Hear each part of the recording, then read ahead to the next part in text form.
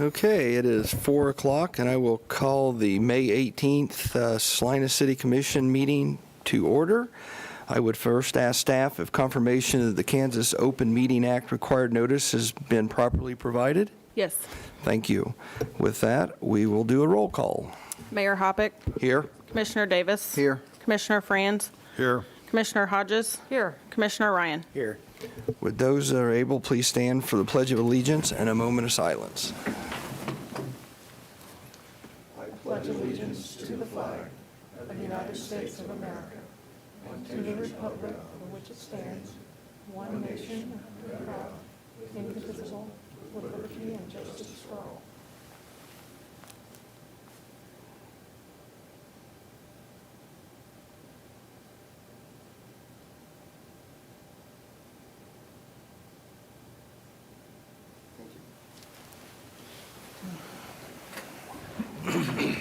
With that, we will move into awards and proclamations. Mayor, got Yes. a little housekeeping to do as it relates to the call and. Okay, I was going all to do that after awards and okay. proclamations. Go ahead, if you want to do it now. Just want to make sure that technology is getting out there so we can be heard. So Yeah. I have unmuted. Scott, are you there? Can you hear the call? Yes, I can. Okay. Can you verify that Salina Media Connection on cable is up and running? Yes, it is. And online? Yes, sir. And then city Facebook Live feed? It's up and running. Okay, and then Salina Media Connection is also doing a YouTube live feed. That's not something that we've advertised, not something that we need to verify, but I think they do want listeners to know that they have a YouTube live feed that's available. So that confirms our technology is working. With respect to kind of the housekeeping items that we announce each meeting for those listening at home, we are continue to take a conference bridge approach to allow citizens to call in and address the City Commission either in citizens forum or as public comment on an agenda item. So to be able to do that, they need to call into the conference number, which is 785-621-0800. They'll be prompted for a participant ID number, and that number is 782-956. They will then be prompted to announce themselves, which they don't necessarily have to do, and it won't be announced as they join the call, but nonetheless, they either need to announce themselves or at least push pound at the end of that task, and then they will be entered into the conference call. At that point, I have them on a laptop monitor. I'm able to see that they've called in, and if we ask for public comment and they wish to address you, they'll be asked to press *9. That'll create an icon that shows up with their name so I can identify that they wish to speak and have an opportunity then to facilitate unmuting their call and setting them up to speak to you. A couple of things that we're learning over time. We are getting feedback, which we think is related to the callers on what they've got going on their end. So the two things that we're asking callers to do is at the point that they get on the call to turn the sound off, whatever device or medium they're using to participate. They need to focus on the sound over the phone call and not have background sound coming in over whatever it may be, Facebook or cable TV. And then secondly, we're asking them to address you not on speakerphone. They may be listening to speakerphone as the call is going on, but at the point that they're unmuted and addressing the City Commission, we're asking them to turn the speakerphone function off. We're hoping that that might cut back on the feedback that we're experiencing. So for those that had to run and get a paper and pencil, I'll give those numbers one more time. The conference bridge number is 785-621-0800. And the participant ID is 782-956. And then the last thing that I have to announce is if we have need for an executive session, which we don't have one on today's agenda, but nonetheless, if we go into executive session, given the format, you will, as a body, will stay in this room rather than adjourn to another room. We'll place the conference call on hold or on mute. We'll do the same with the cable feed, which is what they would typically do in a prior setting, and we'll do the same with. Mike, just a second. Mike, the bridge seems to be gone. Okay. How about now? Thank you. User error on my part. Oop. Scott, can you hear me now?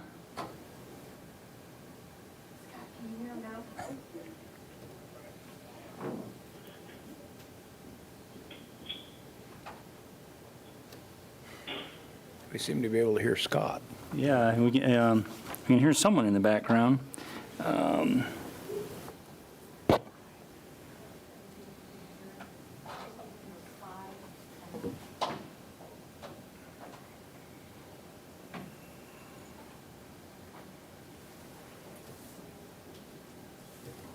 right, we'll try this again. Scott, can you hear me? Now I can hear you. Okay. All right. So just to be safe, I won't repeat the entire spiel, but the call-in number is 785-621-0800. The participant ID number is 782956. We'll prompt listeners with all the other things they need to know as the meeting goes on. And if we do go into executive session, you physically will stay in this room. We'll mute the conference call. We'll broadcast the message that is typically broadcast on Salina Media Connection, and there'll be no audio. We'll mute the Facebook Live feed. You'll conduct your executive session. When you return to open session, then we'll unmute everything. The conference call will not be dropped. It'll stay live the whole time, but it'll be unmuted. Salina Media Connections feed and audio will come back, and Facebook Live will be turned back on. So I think that is it. Okay, thank you, Mike. With that, we will move into awards and proclamations. Item 3.1, the week of May 17th through May 23rd, 2020 is National Public Works Week in the city of Salina. Jim Kowach, Director of Public Works, will read the proclamation. Okay, Jim, welcome. Commissioner, Mayor.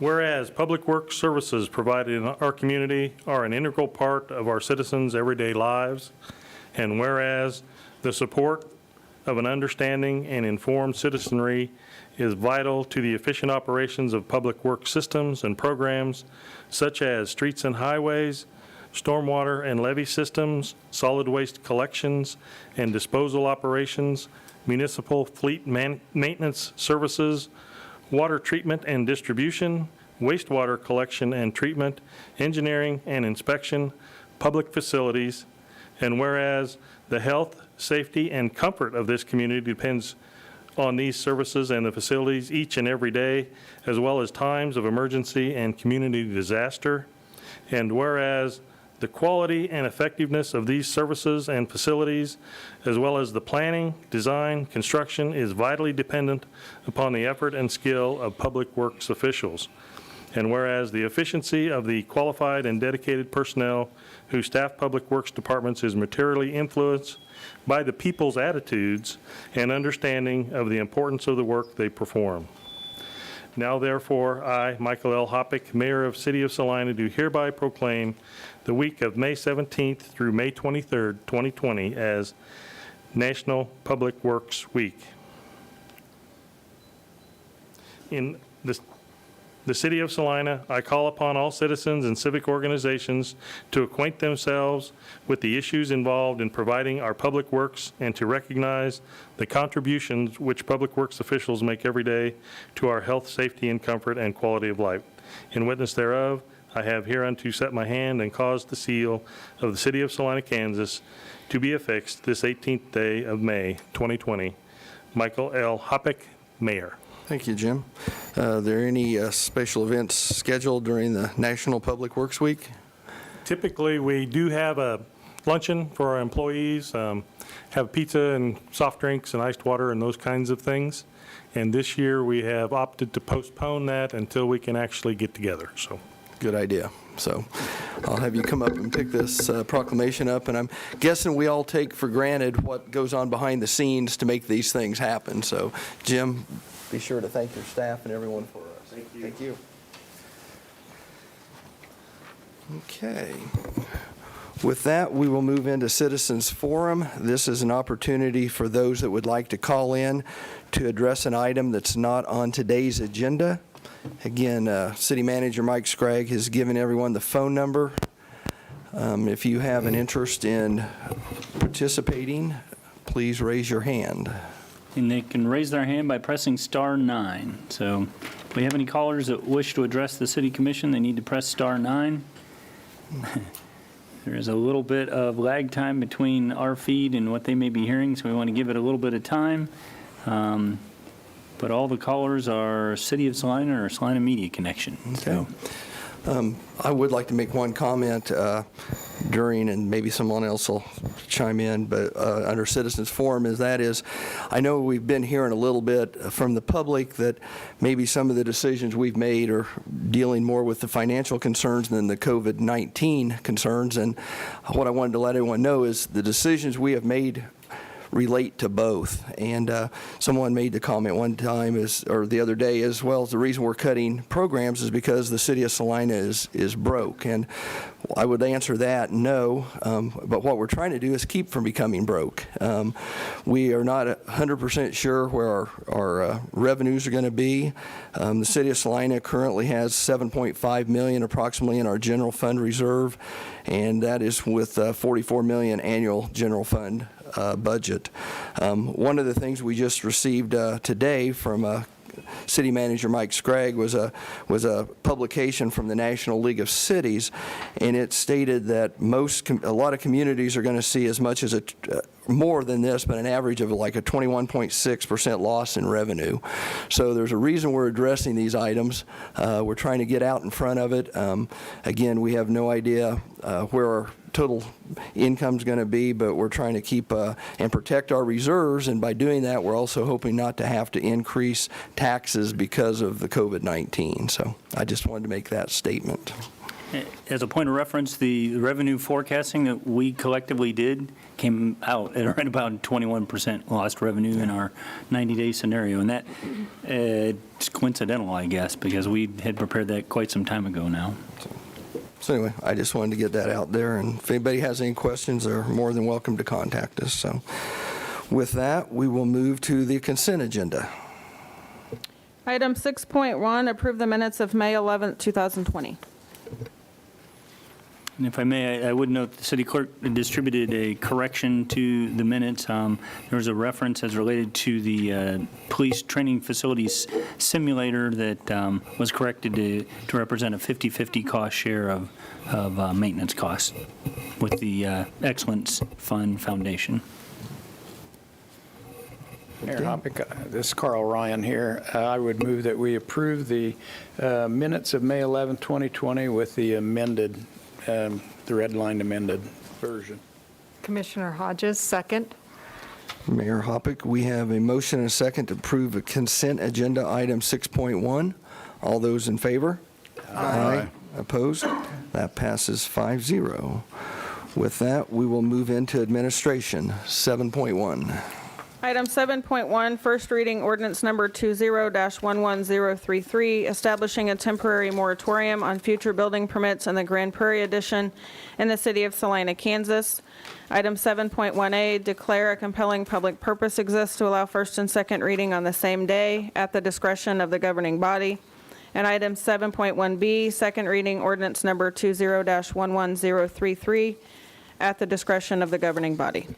Okay, I will turn the floor over to Ms. Lauren Driscoll. Thank you, Mr. Mayor, Commissioners. Please bear with me as I throw out several dates, but that's really a big part of this request is based off of the delay in meetings or basically postponement of meetings during the COVID stay-at-home order. Right now, we're trying to get our house back in order and get public meetings going again. And in particular, the moratorium that was on the Grand Prairie Addition. We last were in front of you on March 30th, kind of as COVID was starting and the stay-at-home order was happening, asking for a 60-day extension, not knowing how things were going to go. That moratorium will end on 6/2. As you'll see in the staff report, I'm sorry, June 2nd, I should be more clear. As you'll see in the staff report, we are proposing to put this item on the Planning Commission's June 2nd meeting. That would mean that the Planning Commission gets to hear this item the day the moratorium ends. Just as a reminder to those at home, but I'm sure the City Commission will remember that the reason you put the moratorium in place was to kind of create this kind of bubble, basically, over the situation while the Planning Commission finished their work and giving it time to get to you so that you could complete your work. And that whole duration has always been based on a timeline related to when the Planning Commission could meet, when public notification could go out, and then when you could take your actions. Based off of just not knowing what COVID was going to do and that timing and what it's taking for staff to get proper notification out, June 2nd is the fastest that this item could be back in front of the Planning Commission. With that being said, our request is for a 45-day moratorium that would basically pick up the day after. So June 2nd, the current moratorium would end. The ordinance in front of you today would begin June 3rd and would go for 45 days, which means that would take you to July 18th. That would also allow, if the action of the Planning Commission happened on June 2nd with proper notification, that would move the item to you on June 22nd. Even with the moratorium extending past June 22nd, I've also noted you would have June 29th, July 6th, and July 13th as possible additional action dates for the City Commission. So the moratorium would give you, for lack of a better reason, wiggle room or time to, if you need to send staff back, to bring you additional information. So it's got a bit of a time buffer there. As a reminder, and each time we talk about this, staff has provided you with the amount of permits that we have. Currently, there are 29 permits issued, and 1 is pending for Grand Prairie subdivision, which is below that threshold of 35 building permits set by the moratorium. We have spoken with the developer, and he feels this does not represent a hardship and that he is comfortable with the additional 45 days being requested. And that would allow him 5 more building permits before the moratorium limit is met. Staff does not recommend altering this approach in any way due to the just the amount of public involvement and just public interest in this, that we have been going through a great deal of meetings related to this and a great level of notification for this neighborhood. And it would only seem right that, you know, basically COVID created that pause, and the meeting was canceled just out of sheer public emergency, and we were hoping to have created a pause, and that the moratorium would be able to continue as we do business now that we are able to proceed. And I think it creates that even playing field that was there and would remain there following more of a reopening and greater level of public meetings. And lastly, the temporary moratorium, or this third temporary moratorium, is also the most effective way to preserve the current status of the Planning Commission's consideration. Via that public process, we left off that last meeting, and the Planning Commission had chose to put that onto their March 17th meeting. So this is just picking right back up where they left off, and it would continue with their process the way it had previously been. And going back to dates and meetings, one of the reasons we're also asking this evening is for you to consider this both on first and second reading is because next Monday is a holiday. So we wouldn't be able to have second reading next Monday. And then the moratorium would end on the 2nd. So which would be that next meeting. So the objective would be to have you address both on first and second reading tonight this request. So staff formally recommends approval of ordinance 20-11033, or option number 1, to add a third temporary moratorium beginning June 3rd for 45 days over the Grand Prairie edition. Thank you, Mr. Mayor. Okay. Do we have any questions for staff? I'm sorry, Commissioner Hodges, I guess I'm just, and I get your explanation in terms of the expiration, but don't we have a meeting on the 1st of June that we could do our second reading at? Or, I mean, if we need to declare a compelling reason, I'm fine with that. I just didn't know if we needed to go to that degree, or if we could then just address it on that Monday. We do have a meeting on June 1st. That's the other thing. Okay. is it also wouldn't get published in time. Okay, okay. Gotcha. And one other advantage, it would relieve any public angst there might be about what type of action would be taken on the first. People could do some longer-range planning. And I think, I think the publication issue is probably the Greater issue stumbling there. block there. Right. So That makes sense. Thank you. Commissioner Franz here, so the publication date, probably if we passed it June 1st, publication date would not be probably until the 7th or the 8th, given the lead time that is now required, which means we would be without a moratorium for 6 days. Yeah. And the developer says there's, so I'm wondering if there's any harm in doing that. I don't know the ownership of all the lots, but I don't know that the developer's in control of all the lots. Okay. But it's probably a small risk. I mean, worst case scenario is someone comes in and pulls, too many permits and exceeds Okay. that number, but we're not All right. aware of anyone. I also think the timing is advantageous too, because the Planning Commission's packet will need to go out here within the next few days. And I think it would be helpful to know, before that Planning Commission packet goes out, to many of the people who would be affected by this whole issue, to know if the moratorium was still in place or not. So to send the packet out, not knowing if the moratorium would be in place if you took that up at that June 1st meeting, I think it will create some angst there. And so if it would be probably advantageous to also be able to address that tonight and have those folks know that moratorium is still there, because it was intended to be there when they met on March 17th. I agree. Okay, any other questions? Okay, Mike, do we have any callers that would like to comment? I apologize. I'm struggling with the mute. We have callers that seem to be having a side conversation, but that's on me. If there's anyone that wishes to address the commission on this topic, please press *9. Again, I see just city staff and Salina Media Connection, so I don't see any. Okay. Okay, with that, I will bring it back to the commission for action. Mayor Hoppett, Commissioner Hodges here. I move that we approve ordinance number 20-11033 on first reading. Commissioner Davis, second. Mayor Hoppick, we have a motion and a second to approve ordinance number 20-11033 on first reading. All those in favor? Aye. Opposed? That passes 5-0. Mayor Hoppett, Commissioner Hodges here.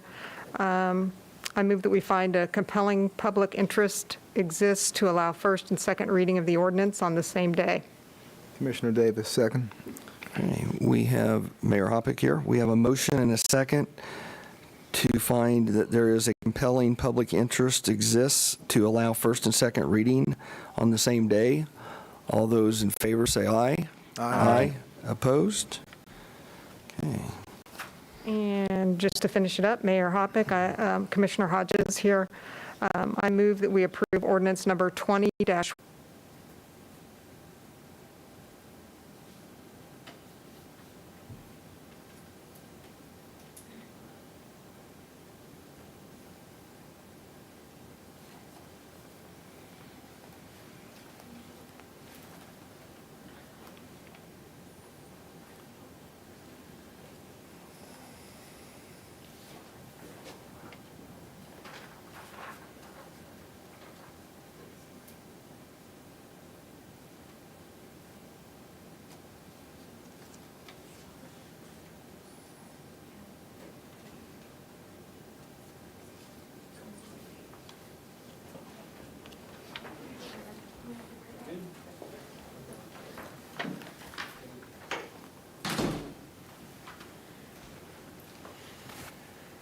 Thank you for pausing. It's back online. So, for those of you that are listening on cable access, our conversation stopped when the video feed stopped, so we'll pick up where we left off, which I believe was Ms. Driscoll. Okay. So as I was saying, this is also the meeting math of what it takes to put on the amount of boards and commission meetings that we have based on the calendar and available work staff. And I think just like all departments have been speaking with you over the last couple of weeks as we've been dealing with what it means to have less staff and less hours in a day or sometimes the week to be able to do the amount of work we were doing. One of the things that Community and Development Services has most noticed and is requesting this evening is, one, amending Resolution 20-7824, which is a resolution you previously adopted as part of the stay-at-home order with COVID-19, basically postponing all public meetings except for the City Commission till time certain, or not time certain, I should say. It was basically for now. And we're requesting to be taken off of that list and putting this proposed schedule in place till the end of the year. Many people, I think, sometimes don't realize kind of the song and dance that is running not just one board or commission, but several. Community and Development Services manages Planning Commission, Business Improvement District Design Review Board, or commonly referred to as DRB, the Human Relations Commission, Building Advisory Board, Board of Zoning Appeals, Accessibility Advisory Board, and the Heritage Commission. Many of these boards meet once a month, if not twice a month, and some of our boards meet quarterly or every other month. Some will meet more based on special meetings or a need to, but at a minimum, if they all operated to their exact schedule and met as intended, they would produce at least 96 potential meetings a year. Many weeks we have at least one meeting outside of City Commission that staff is handling, sometimes as many as 3 or 4, just depending on the week. It takes at a minimum, and it's got to be a really basic meeting, 2 members of staff to run a public meeting. Somebody needs to clerk, which is what Shandy does for you here, basically taking those minutes, helping with the administrative component, and then the other person acts as staff liaison, often helping to facilitate the meeting, reporting out things.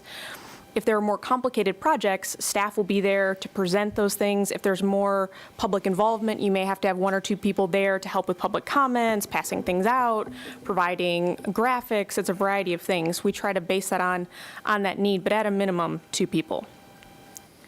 Roughly to run our 7 boards and commissions, we have 3 managers, division managers, who generally act as staff liaison positions, 2 administrative staff members who primarily clerk those boards, 2 planners that either clerk or assist with those boards, 1 community relations specialist also acting in that clerking or assisting position, and one director, me, who's often acting as backup or attending those meetings, also to present or provide additional information. And then we have 2 members of staff that are trained as backup clerks for when somebody gets the flu or is on vacation or things like that, which it does happen.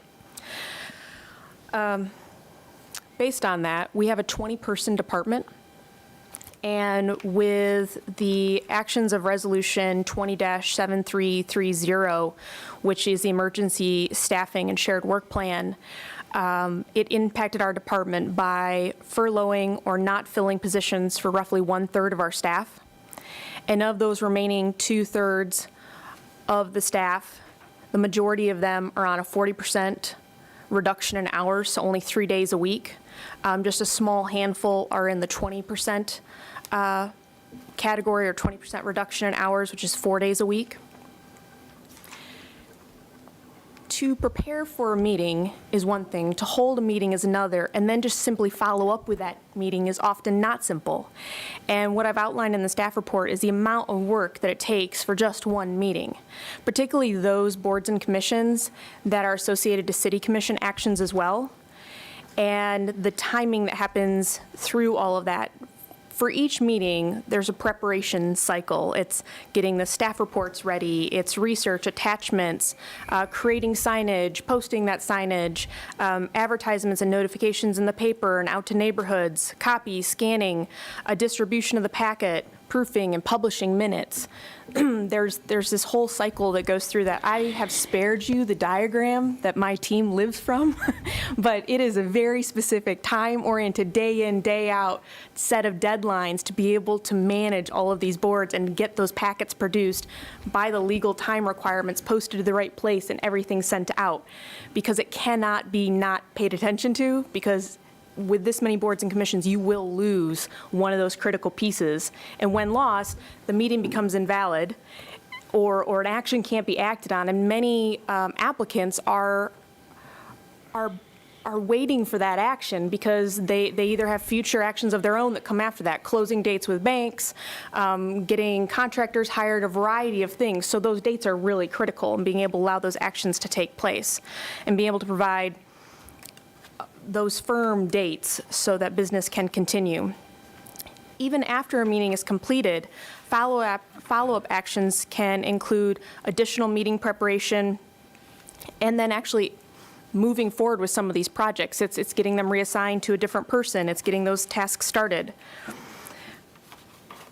I won't go into details, but there's a good example in the staff report that really highlights just particularly the Planning Commission and how their work really intersects with the City Commission's work, and often many of their items will move to the City Commission for final decision, and the timing that lives in all of that. They meet on Tuesdays, City Commission meets on Mondays, so if they've met on Tuesday, those packet items, if there's any way for them to be on that next Monday, some items have 14-day appeal period, things like that. They can't be on the next Monday. But for those that can, that item, the fastest it can go by the time it's reviewed, it's been seen by the city manager, it's been seen by me, is roughly like 2 weeks.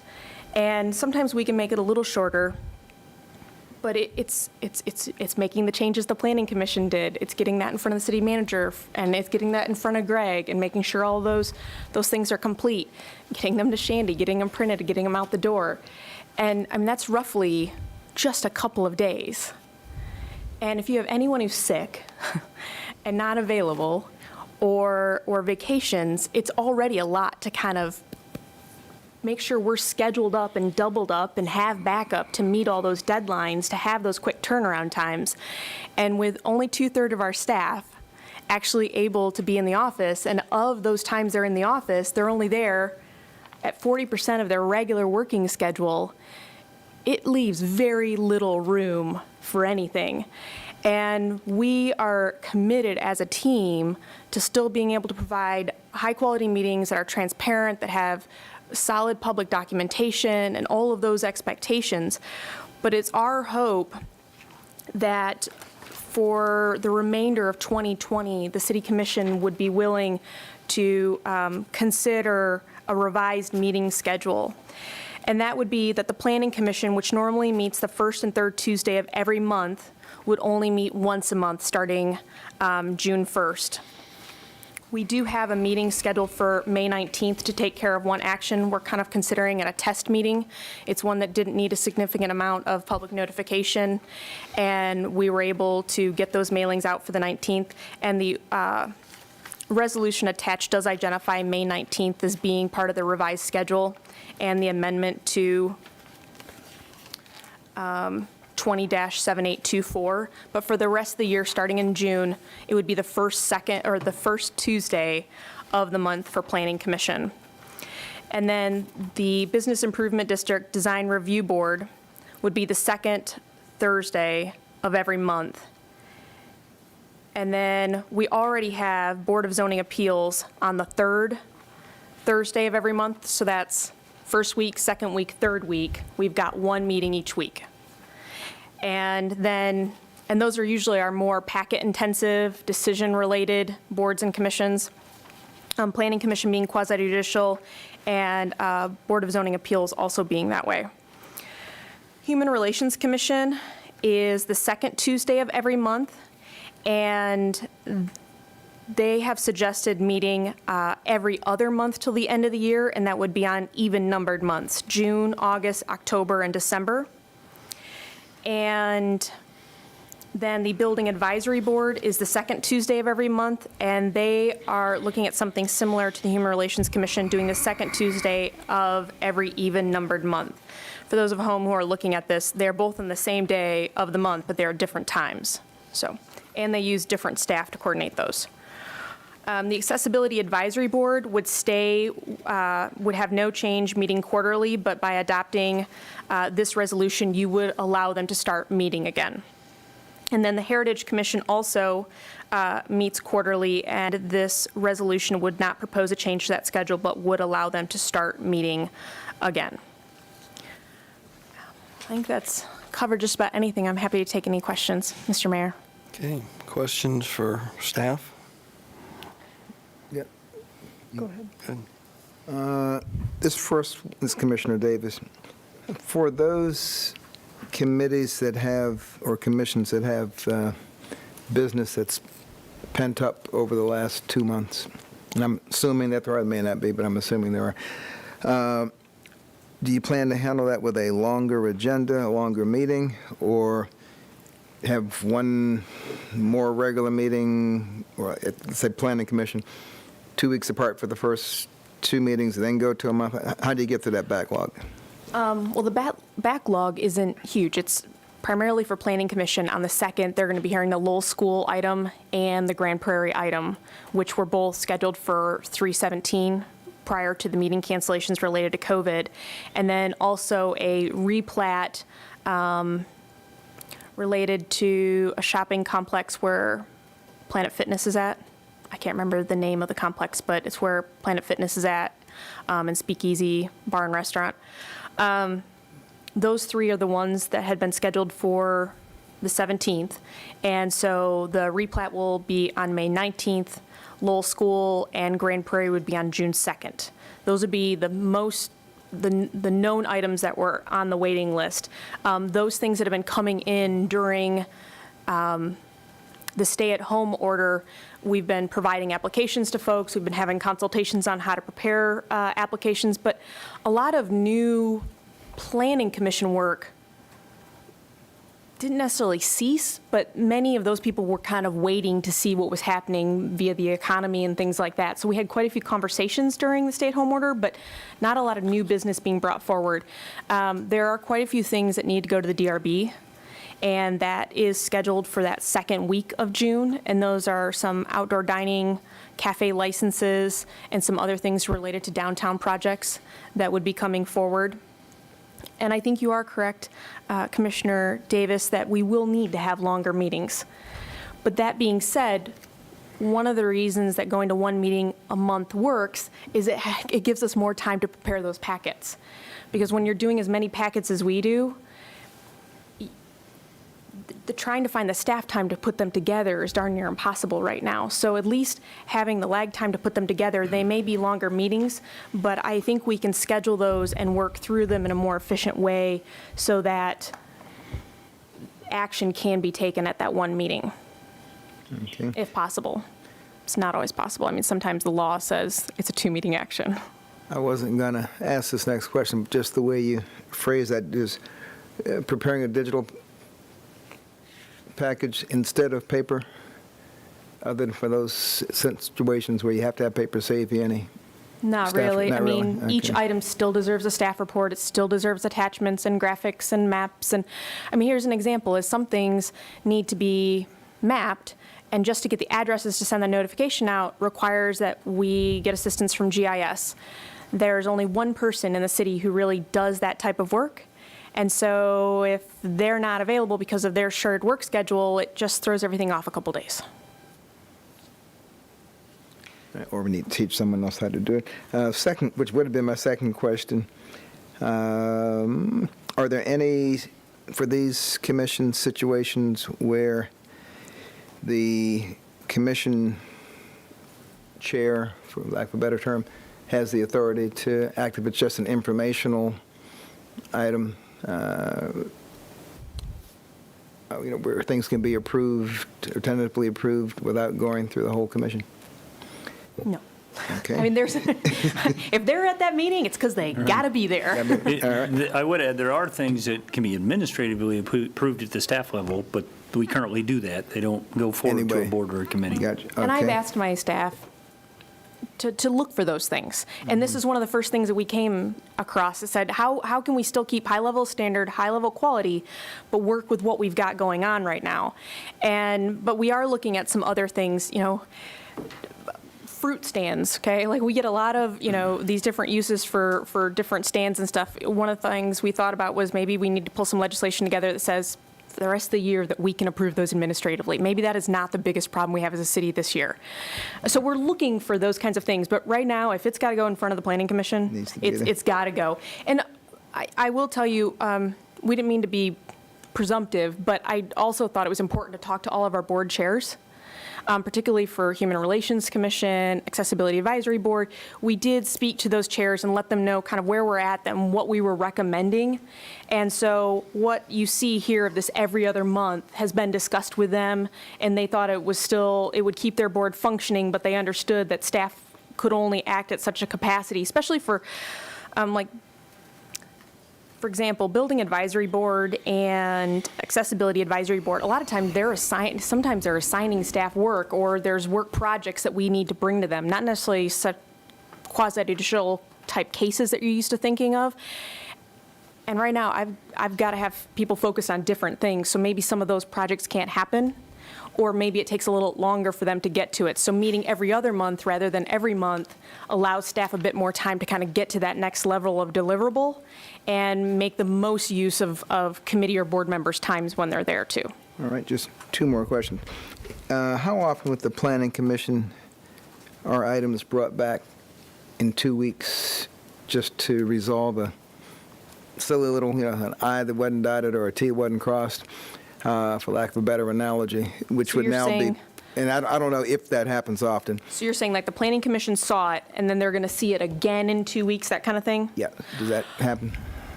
Well, there's two different scenarios. There's, of course, it's humans are involved. There are technical things that may happen, that I not dotted, T not crossed, in which something needs to come back to the Planning Commission. But a lot of times, more complicated issues that have like a greater level of public conversation to them may continue the conversation for more than one meeting. The Planning Commission may not be ready to act in one meeting, and they may feel they need more information or additional level of seeking public comment is required, and so that may take 2 weeks, may take 3 weeks, just depending on what they advise. So would a month be an unduly long period of time to interrupt that conversation and pick it up?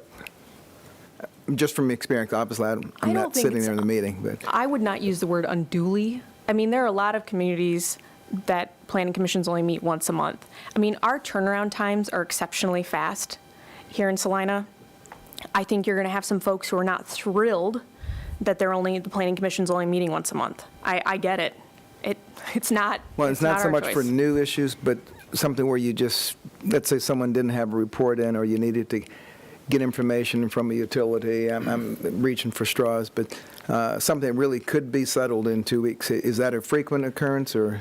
I wouldn't say Yeah. it's frequent. And I mean, the thing that we're saying as staff right now too is, for all this to work, is people have to fill their applications out better. And we're really trying to have a lot of what we've been telling applicants is, call us. Let's have a pre-application. I know you think it normally takes more time, but look, like, I'd like to get to Planning Commission and have everything as complete as possible so that we're not having to do that.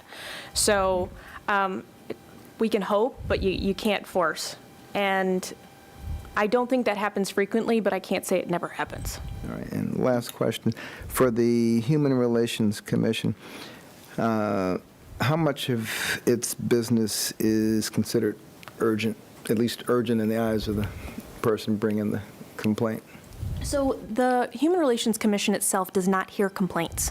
Only when they reach kind of this higher level in which additional action needs to be taken. But in general, most cases are handled by the subgroups that review those cases, and they don't need to meet to do that because those cases are assigned in such a way as designed through code. All right. Thank you. Thank you. Commissioner Hodges here. I guess my question, I don't know whether to direct it to Lauren or Mike, but in light of Governor Kelly's new Phase 1.5, and I was looking through my notes, and I don't know how long that lasts, but was it like the 1st of June? Yeah, I believe that's what they speculated, yes. Okay.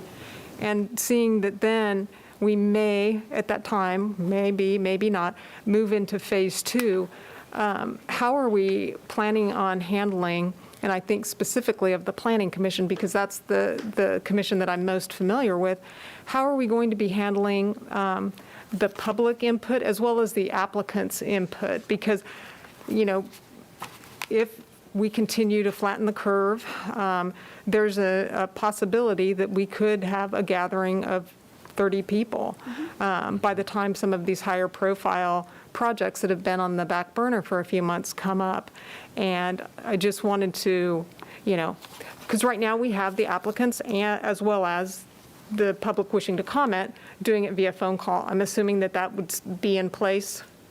Yes, you raised a really good question. We've talked about that. The difficulty is it's hard to predict. We definitely have some items that have generated more than 30 people. Right. We have some topics on the list currently that we know historically they have. The difficult part is just kind of speculating about a topic going forward. And what we have talked about is it's not practical for someone to show up here and think they can attend and then be turned away and still say that we've met that and tell them they need to leave the building and call in or to do something unexpected. So I think we need to err on the side of caution in terms of capacity. So, some of the other boards and commissions where we know historically we don't generate attendance of 30, probably not so much of an issue.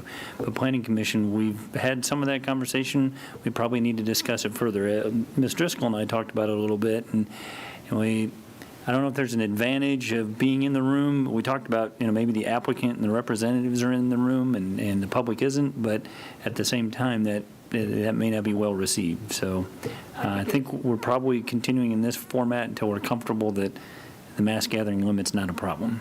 Well, and my thought is, too, you're taking legislative actions, you're making quasi-judicial decisions here. If legally we're recognizing this is a safe and transparent and correct way to do that, that's how I'd like the rest of my boards to do that, because I know this is the best standard that we need to use. And until I can promise anybody who comes to that door that they have an opportunity to participate, which is their right, I would choose to stick to what we've got right now. Plus, people have been seeing this for a month. Just trying to kind of throw something out there new. I've got some really small committees and stuff that you've approved, like the Census CCC, that we're going to try via Zoom, proper notification through the clerk, all of that, but they're going to try a Zoom meeting. But the rest of these boards and commissions that we're speaking about, I would rather have them meet like this. In fact, we were all down here, plenty of social distancing, but we measured it out because many of our boards have more folks than you. Right. And so we measured out for distance, and we've got the rooms mapped out and how they need to be set up and the number of staff that we can have and things like that. So, and our folks have been training over the last few days to kind of understand this system. So we are prepared for that. And I cannot promise there won't be glitches, but I think it's important that we kind of get back to business, because I think you make a really good point, Commissioner Hodges. We don't know how long this is going to go or if there will be other flare-ups. And so I just think for everybody's sake, we got to kind of find a new way to move forward. So, and not to Mike's Craig here, not to sidetrack the conversation, but one clarification as it relates to the mass gatherings is the mass gathering is when you can observe social distancing. So it presumes that if you're under that numeric limit, you don't necessarily have to observe social distancing. I think a lot of people still want to, and we really didn't raise the question with you as a governing body whether you wanted to get back into a more compact configuration. But since the number was 10 and the room accommodated it anyway, we continued in that format. But technically, if you're at 30 and the total attendance in the room is less than 30, they don't necessarily have to observe that social distancing from a governor's reopening plan standpoint. From a health and safety standpoint, I think the guidance is still to practice that as much as possible. Commissioner Hodges, thank you. I appreciate that. I am looking for a consistency of approach, that we're going to continue to ensure that we're, doing the best for all parties involved. So thank you. I really appreciate that reassurance. Agreed, and that's kind of why we've stuck with this conference call approach rather than transition to different technology, just to give callers the opportunity to address you directly in the most straightforward technology we could provide them. Any other questions for staff?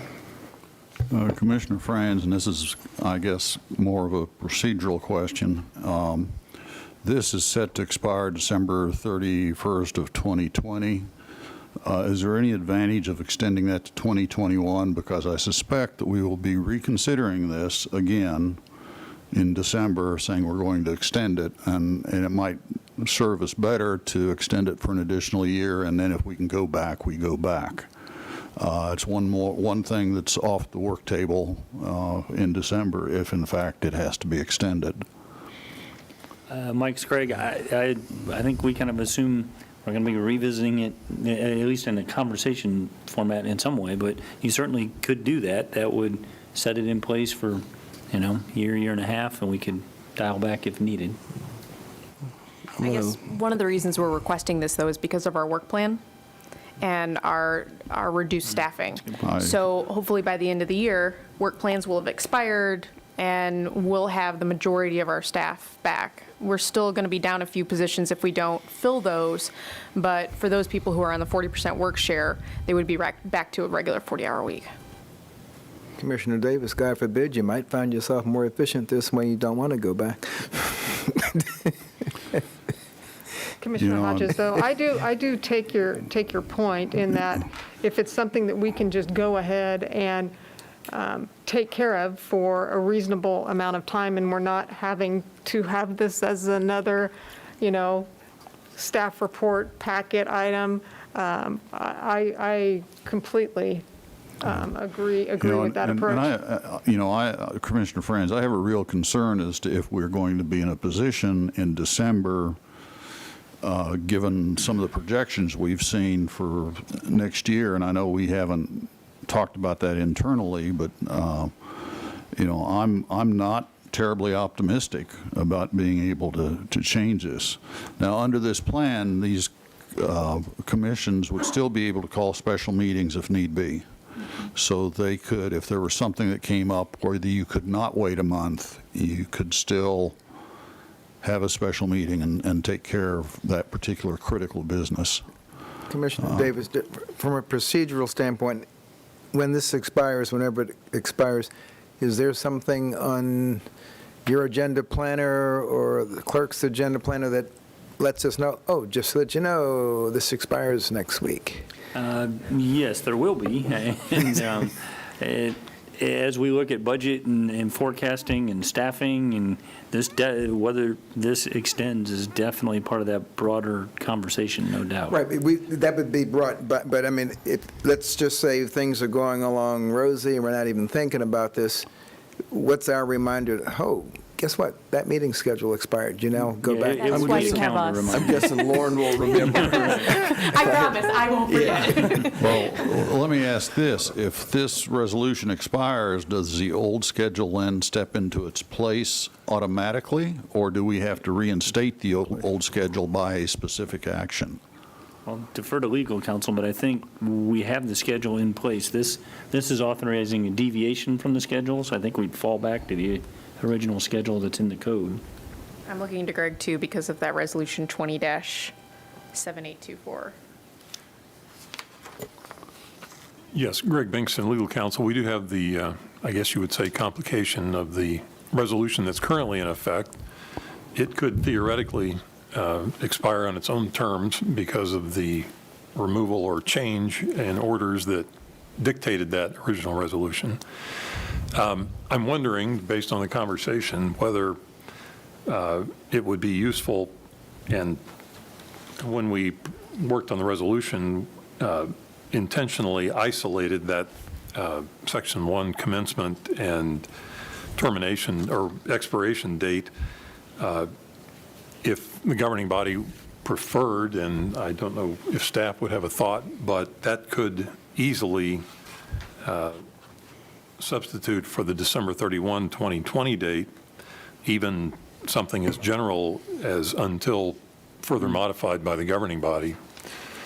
That way, it would remain in place until such time as between the staff and the governing body, it could be modified. That could be at any time, but it would not expire until there was a formal action taken. Specific action to change it. Right. Mayor Hoppick here, I guess I'm going to ask Mr. Driscoll, what would you prefer to see?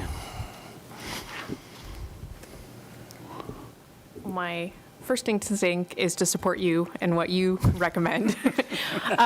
Good answer. You're not running for office, you don't need to say that.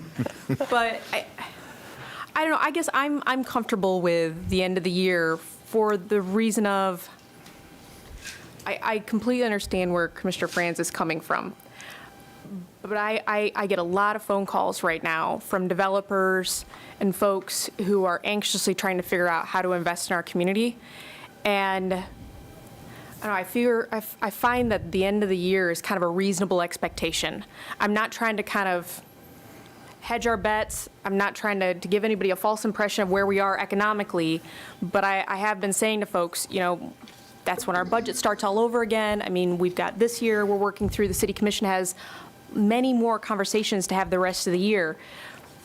We should know a lot more by then. So my thought is, let's put it to that point.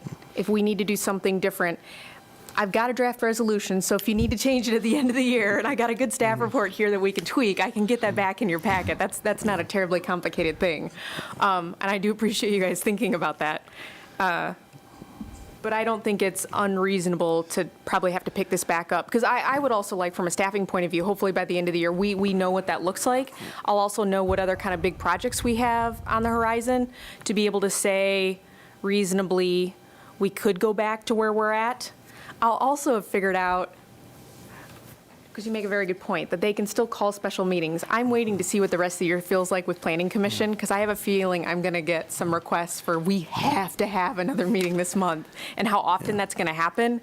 And we just, I don't know if we'd be able to function long-term with just one Planning Commission meeting a month. Yeah, Mayor Hoppick here. I kind of like the idea through the end of the year. It gives us a little bit of time to see how this works out, because I could see us doing some type of a hybrid of what we have now versus what we used to have. I could see planning and zoning going back to twice a month, and the design review board remaining at once a month. I mean, we may find a happy medium here that we're going to address anyway for 2021. So I'm okay with Mike this Craig, kind if I may, I think Ms. Driscoll makes a really good point that, you know, whether it's this topic or others, we already have a lot of citizens that we're interacting with that, and they have the dates calendared when we're going to be out of this, and we're going to be back to normal. And so getting them to be patient and recognize we have a plan through the end of the year probably is going to be difficult, but having it be open-ended may be alarmist from their perspective, and we can revisit that as we know more. Commissioner Ryan here, I agree with that. I think the incentive in it should be that we're going to get back to normal as quick as possible, and this states a definite time. And You know, Commissioner Franz here, that approach would be consistent with the way we've approached everything else, that we're going to do this, we're going to wait and see, and then in August we'll revisit it, or September we'll revisit it, whatever might be appropriate. So there is a certain amount of consistency to that approach. Mr. Scragg, do we have anyone on the line that would like to comment on this? If we have any callers that wish to address the City Commission, please press *9. Again, it's Salina Media Connection and city staff, so we do not. Okay, with that, I'll bring it back to the commission for action. Commissioner Davis, move to approve Resolution 20-7834, resuming and rescheduling meetings of specific City of Salina, Kansas subordinate boards and commissions administered by the Community and Development Services Department in response to the budgetary shortfalls caused by the COVID-19 outbreak, and amending in part Resolution number 20-7824. Commissioner Hodges, second. We have a motion and a second to approve Resolution number 20-7834. All those in favor? Aye. Opposed? That passes 5-0. Thank you, Mr. Sewell. Okay, with that, we will move into 7.3. Item 7.3, Fieldhouse and Camp Salina discussion. Okay, we're going to change out staff here. We have some,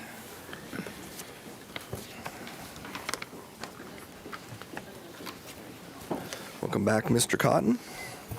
you happen to see this pack in the hall with you?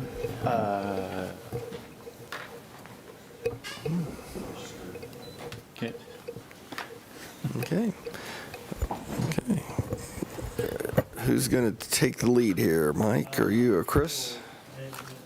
Pack and Mr. Cotton are the ones that tracked down, inventory your questions and homework from last meeting, and tracked down the information, so I'll turn it over to Mr. Cotton. Good afternoon, Mayor Hoppick, members of the commission. It's nice to be back again.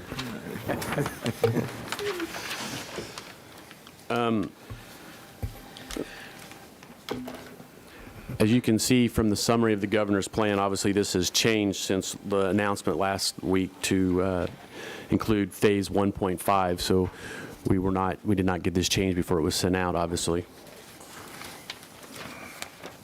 Commissioner I think the Hodges, packet went out I before hate- the governor made their announcement. Commissioner Hodges, I hate to break in, but we just had that discussion about whether social distancing was mandated or not, and No, I we- see that the social distancing is listed as a yes on these. I mean, is that a requirement or just a guideline? I think on out, it's recommended. Is that correct? I don't think. Sorry, I want to make sure I understand Yeah, I it. need to go back to the governor's reopening plan. Commissioner Friends, Just a I'm really second. confused about, if they allow 10 people to get together, are they still required to social distance? In my head, I was always saying, well, we can have 10 people together, but you still have to social distance.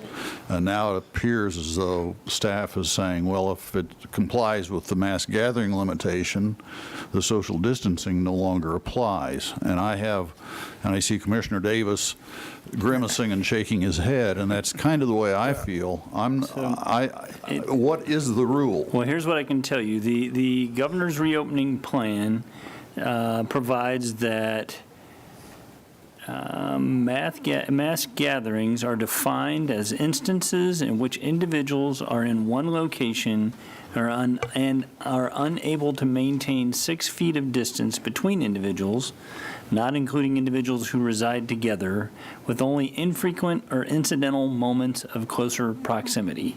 So if you have individuals, not including individuals who reside together, who are unable to maintain social distancing, and the number of those people meets or exceeds the numeric limit for a mass gathering, then that is a mass gathering by definition that cannot happen.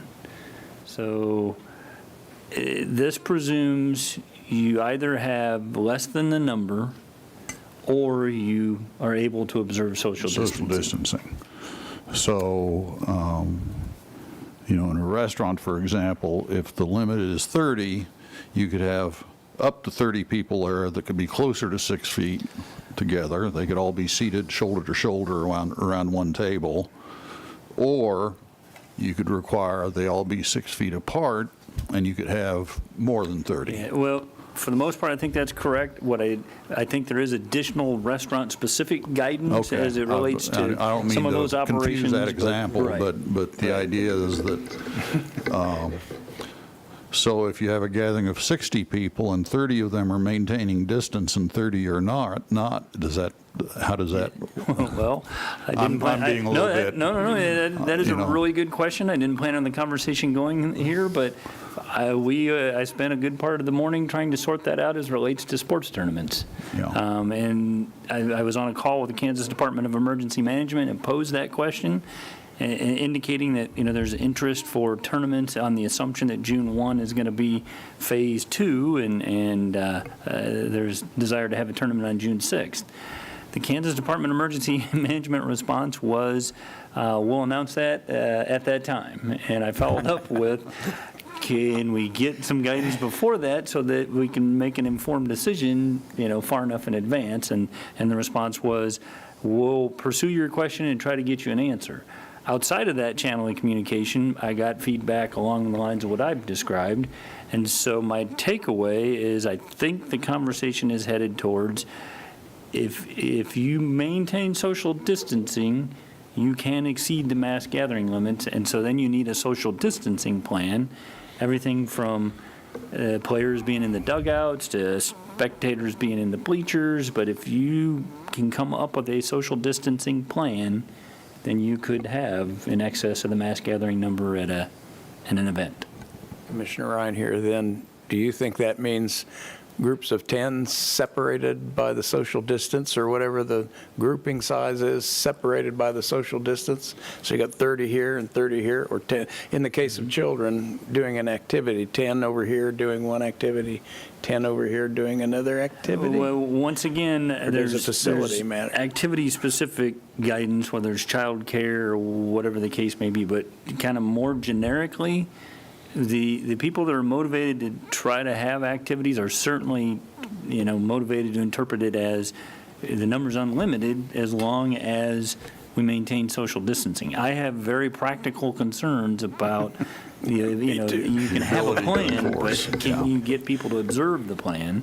I would tell you that, the state of, Chris and I have been looking at what's going on elsewhere. The state of Nebraska has a very detailed plan about baseball and closing the dugouts and having all the spectators and players from one game remain in their cars until the field's cleared and the game prior to them leaves. And they've tried to go into great detail, but that requires enforcement, or observation and enforcement and voluntary compliance. We're trying to sort some of that out as we speak. Now, having said that, there's also, I'm repeating myself, but there are specific things that are called out as allowed or prohibited, pools and large entertainment venues with a capacity of 2,000. So in answer to Commissioner Hodges' question, as you go through the governor's plan, there's a graphic that has gathering information and then it has individual information. And so that mass gathering limitation is that box of graphic. The social distancing is, most of those phases strongly encourage a mask and social distancing. And so we're trying to pick up that language and report that out as well. By the time you get to phase out, that guidance changes from masks and social distancing to adhere to personal hygiene guidelines and remain home if you are sick or if you feel sick. So the columns in that table kind of line up with the topics out of the governor's reopening plan, and we were just trying to summarize that for you. Commissioner Davis, but on this graph, the masks are never not recommended, which means, in my most simplest interpretation, there's a risk.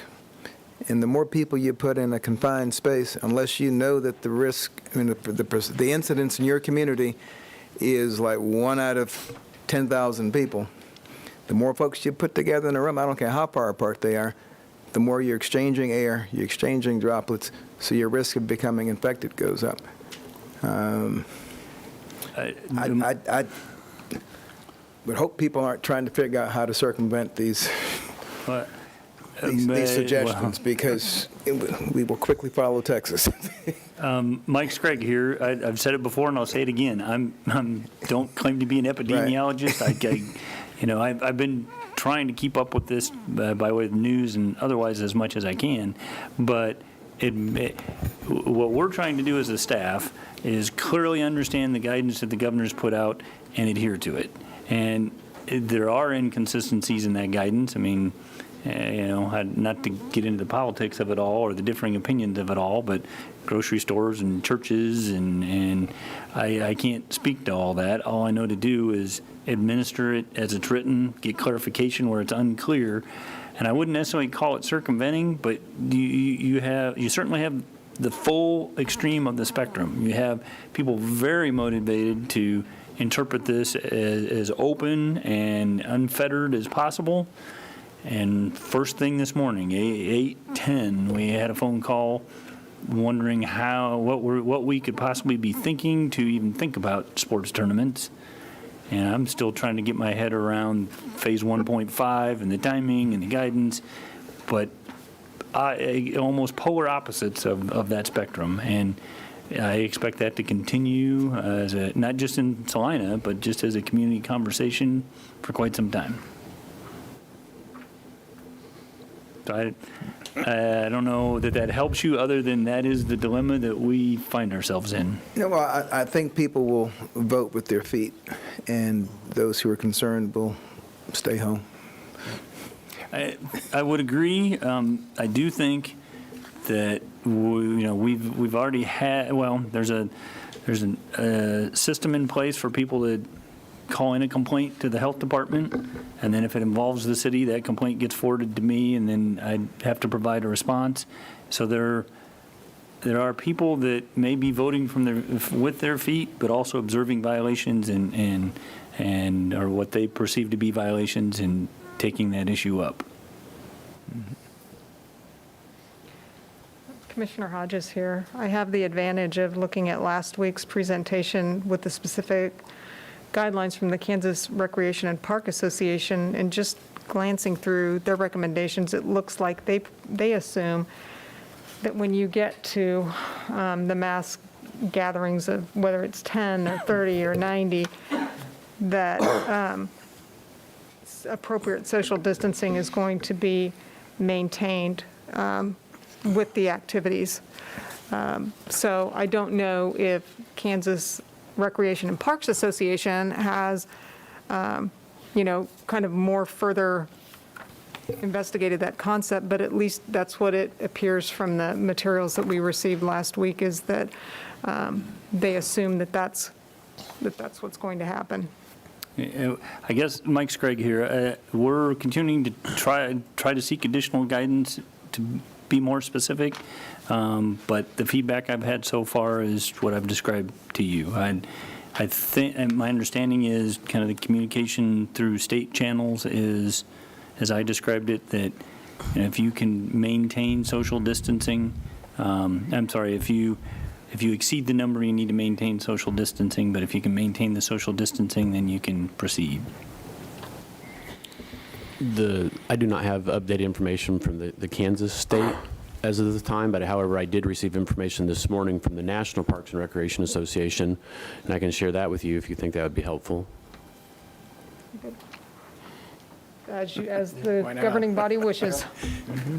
As of today, in the nation, local neighborhood parks, 79% are open. Regional or destination parks, 73% are open. Permanent restroom facilities, 68% are closed. Temporary restroom facilities, 53% are closed.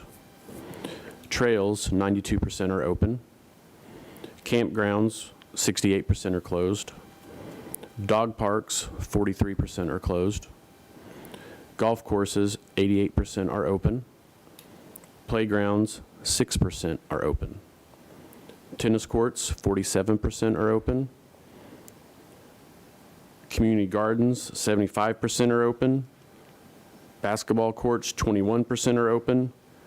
Outdoor sports fields, 24% are open.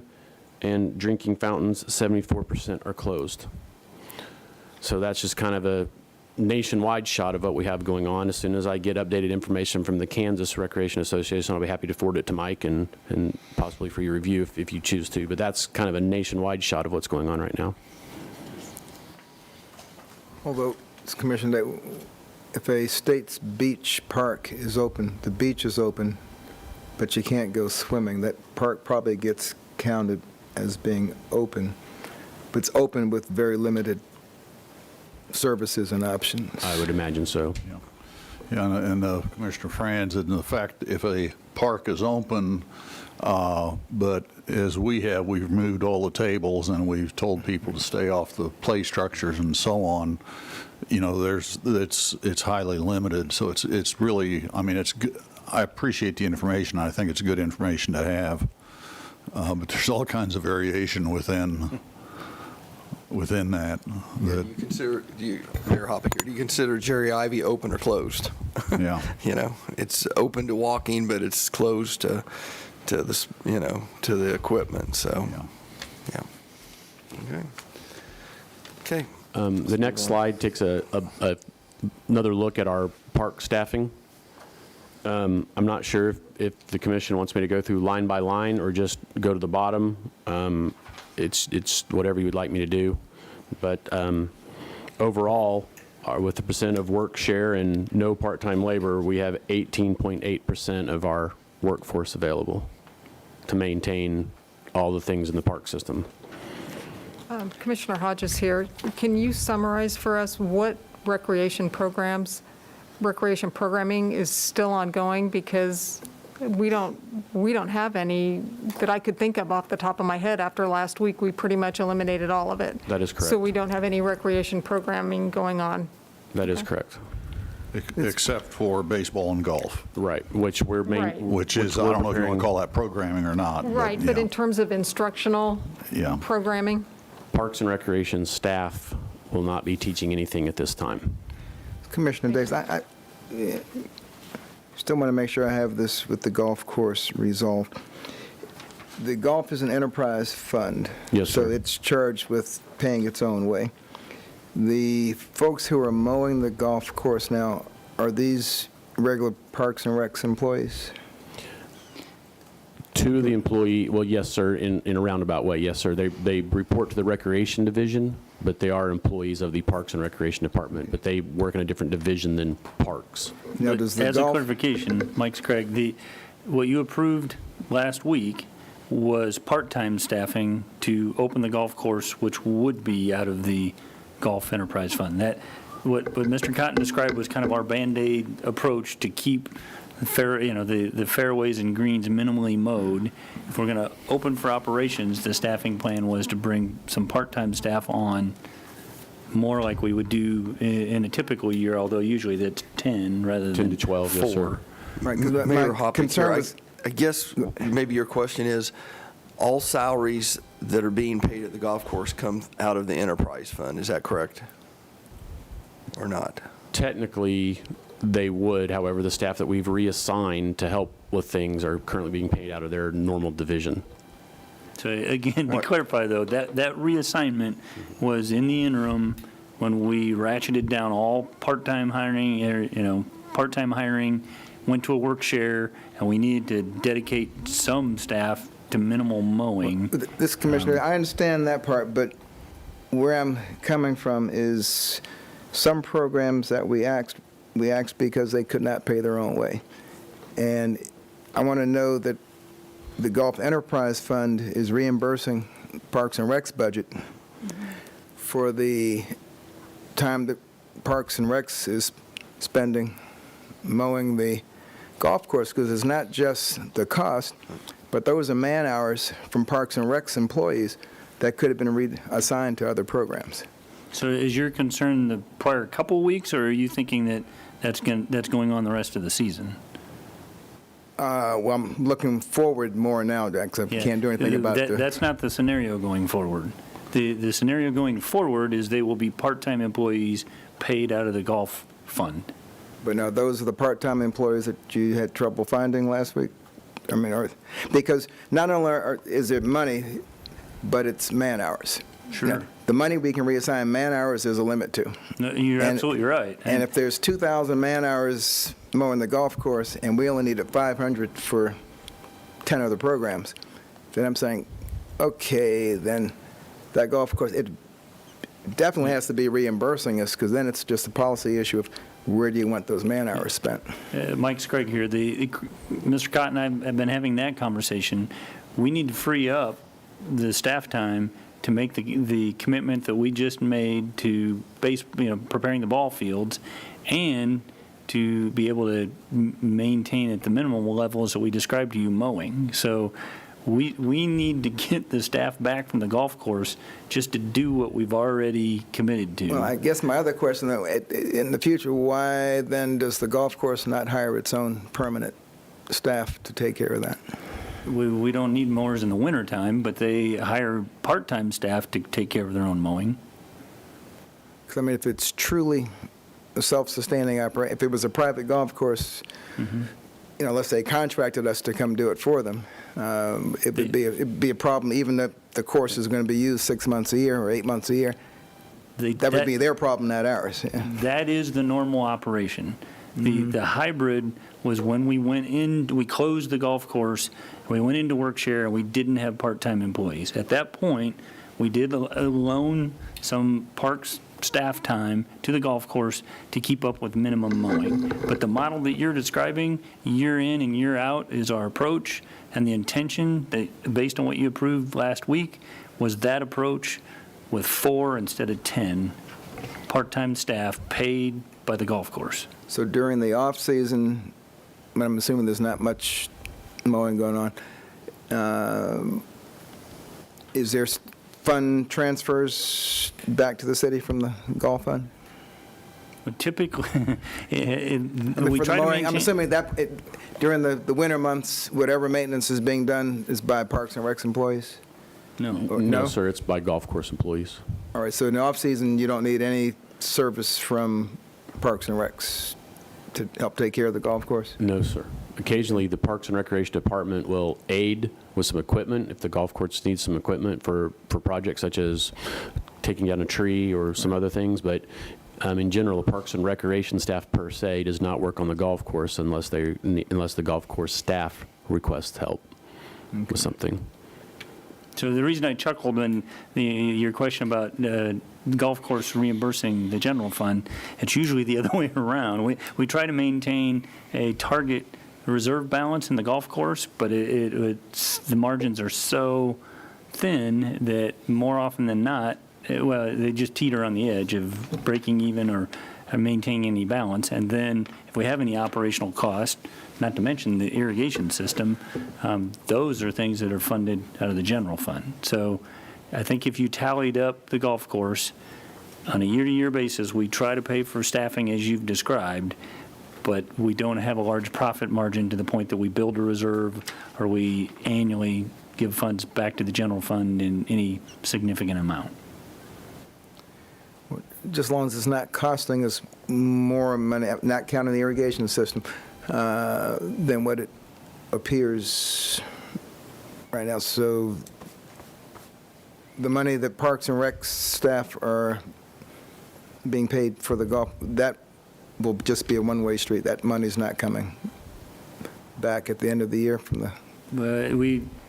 I hadn't intended to do that just because it was a stopgap as we implemented the work share and we sorted through opening up the golf course. I mean, if need be, we could factor that into their accounting. I don't know what that value might be, but Well, if I was in a smaller program that couldn't be held because those funds were allocated to the golf course, I'd want to know why.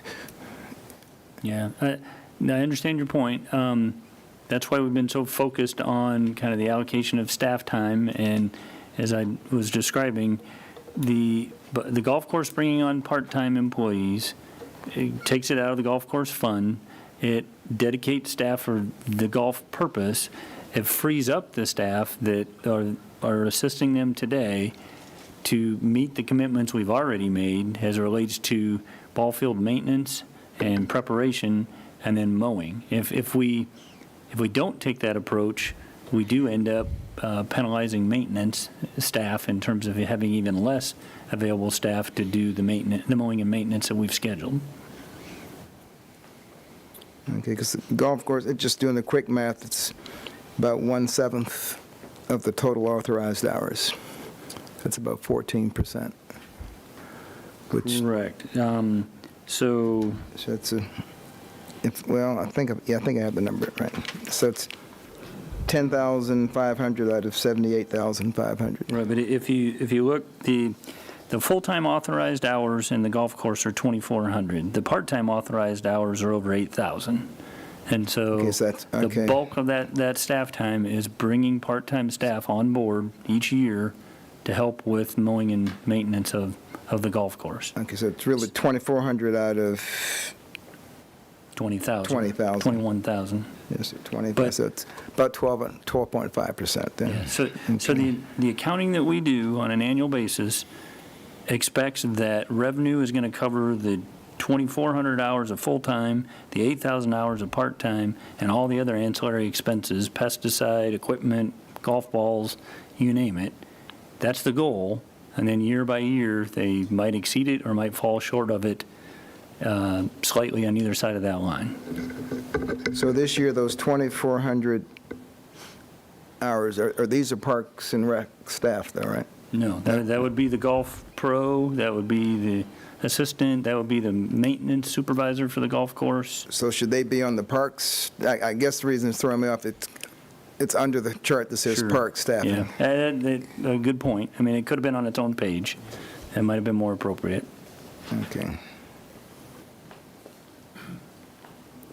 All right, so if those folks get a check next week, it's coming from the golf account as opposed to whatever you call the other account? I'm not sure what the letterhead on the check says, Ms. Pack. That's correct. Those employees are paid out of the golf fund. Their expenses are booked to the golf fund. Okay. I think I'm straight. Go ahead. Okay. Commissioner Hodges, if I could just ask one follow-up question to that real quickly. I know last week that there was some mention of city manager reviewing the golf course's performance weekly. I would assume in anticipation of where we're going to fall on that, positive or negative balance at the end of the year, have we established any kind of a threshold where we'd be reevaluating this decision if we're discovering that it's looking increasingly like we're going to be running a substantially negative balance?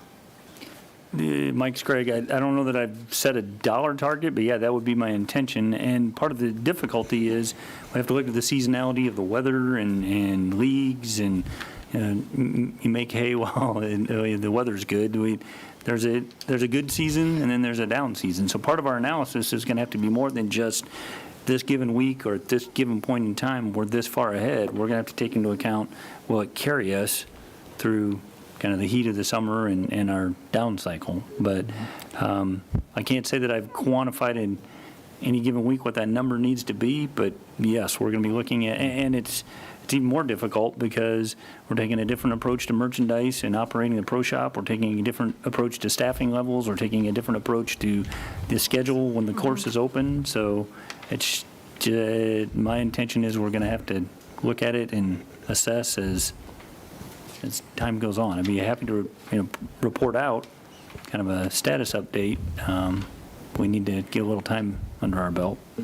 Okay, Commissioner Hodges, and just to follow up a little bit more on Commissioner Davis's questions, basically the staffing that we have in place right now, it's park staffing, because we're not doing any recreational programs aside from keeping up the recreational facilities of the golf course and the baseball and softball fields. Right now, the staff that has been helping the golf course up until last week, Right. we had our main soccer programmer helping with maintenance over there, and we had one of the staff out of my office helping over there.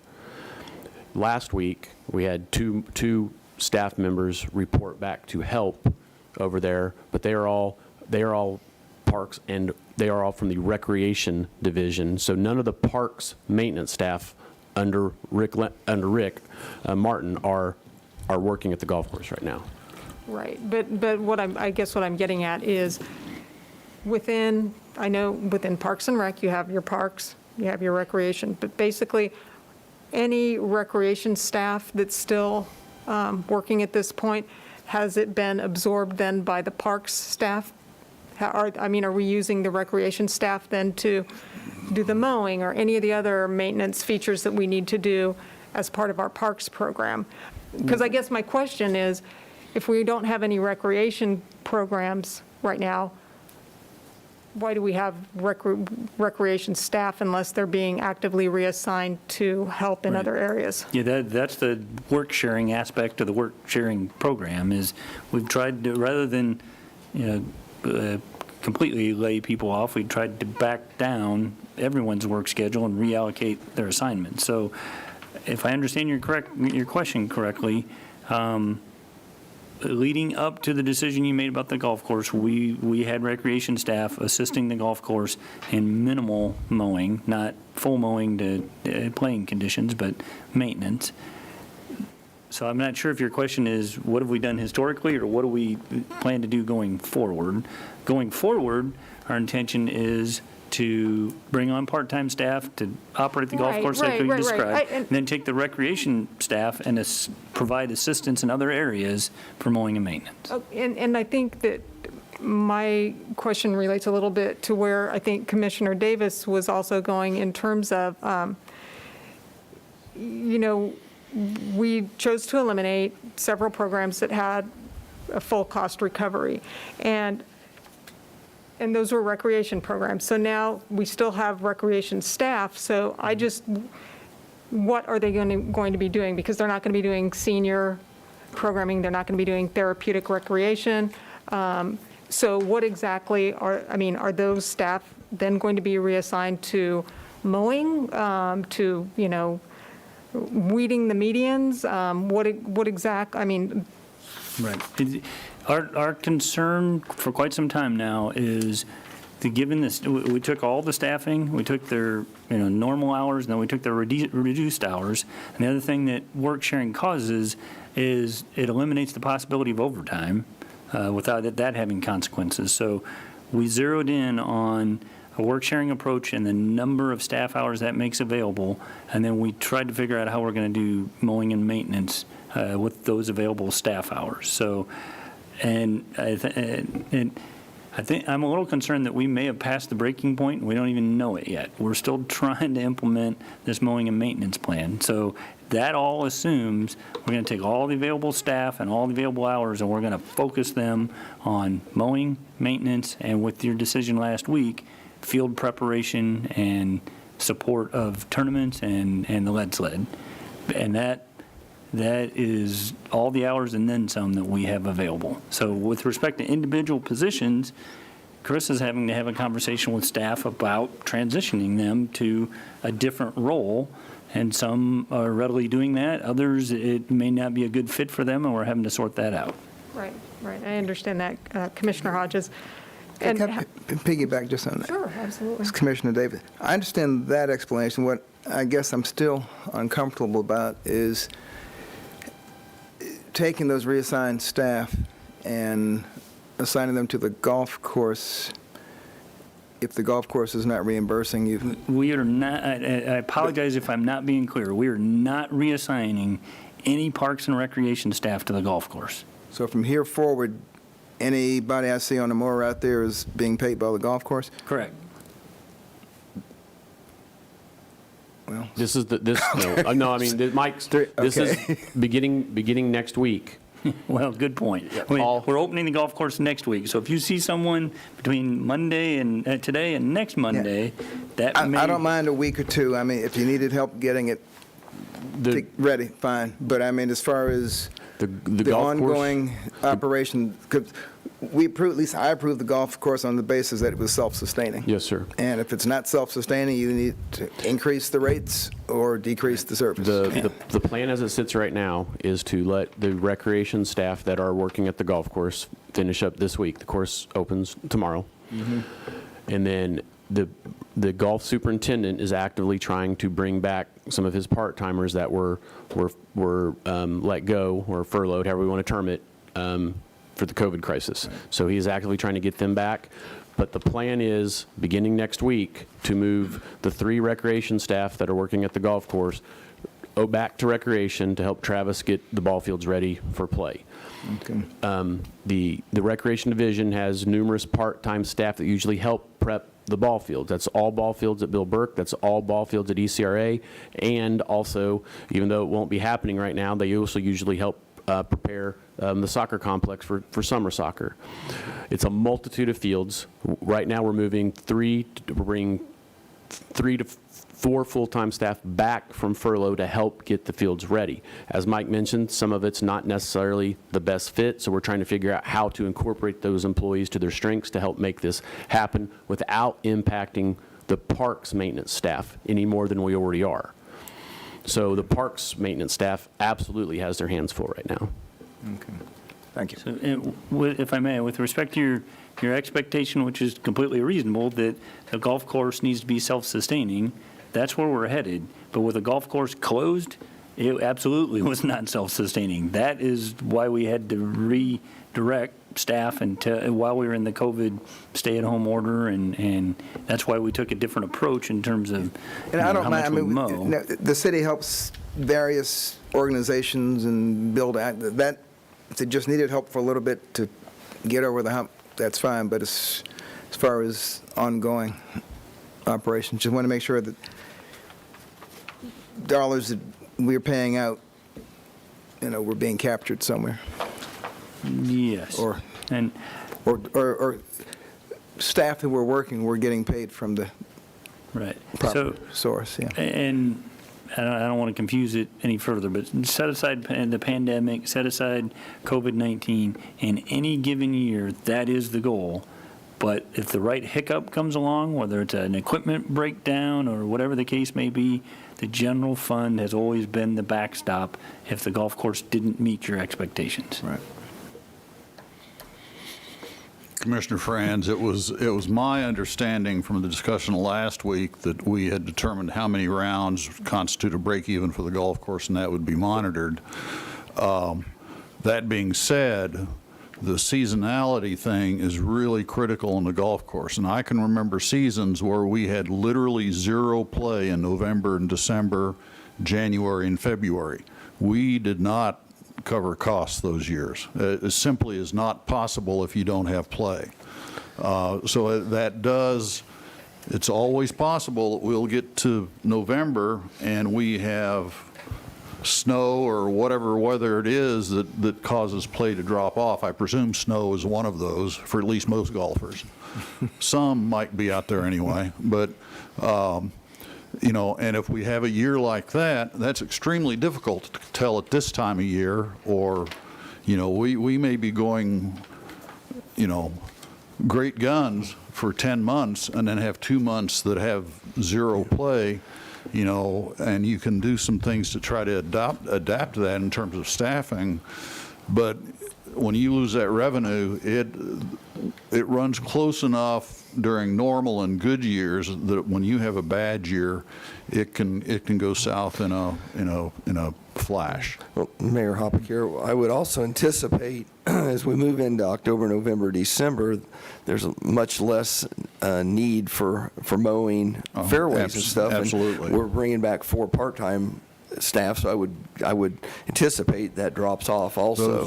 Those folks normally go away at that particular time, yes. We were asked to look more into the annual flowers program. Staff has reached out to Salina Downtown Inc., the Friends of the River, and the KSU Extension, Maston Gardeners. They are very interested in helping find volunteers through their organizations.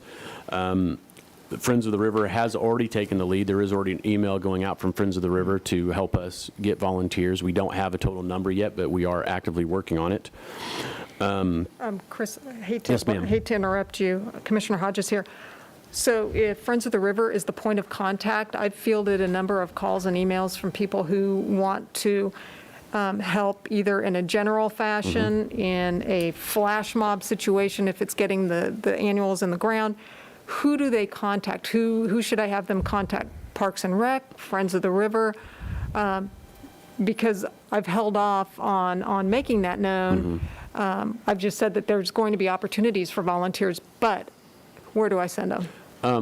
I would send them to Rick at Parks and Rec so he can Okay. qualify their skill set and then help. Obviously we'll send them on to the Friends, but still I think Rick would want to know what some of their strengths are, just for multiple reasons, safety being the number one. Okay, thank you.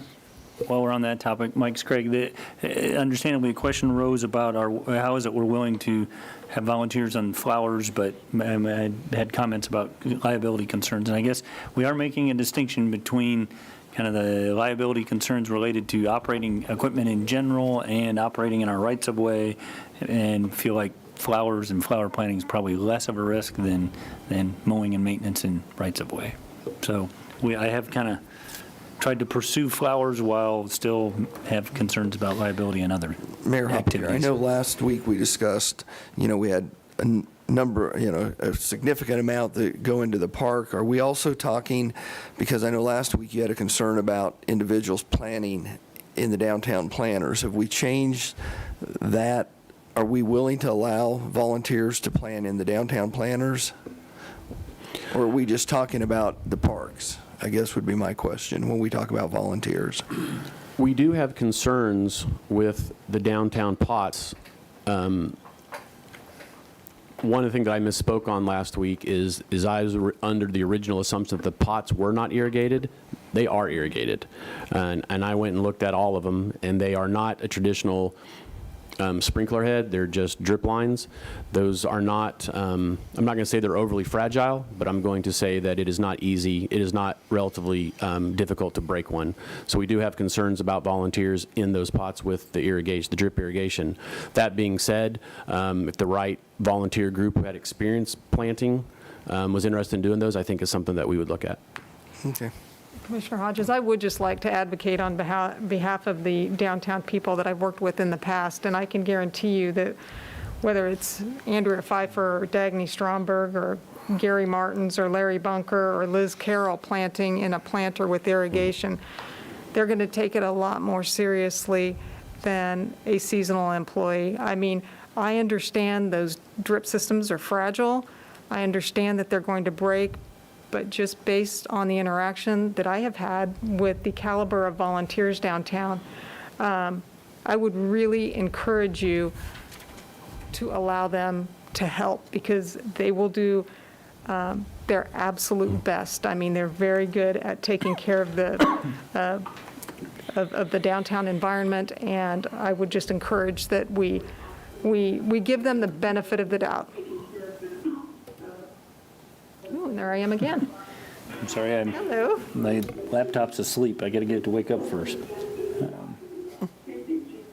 Here we go. I don't know. Come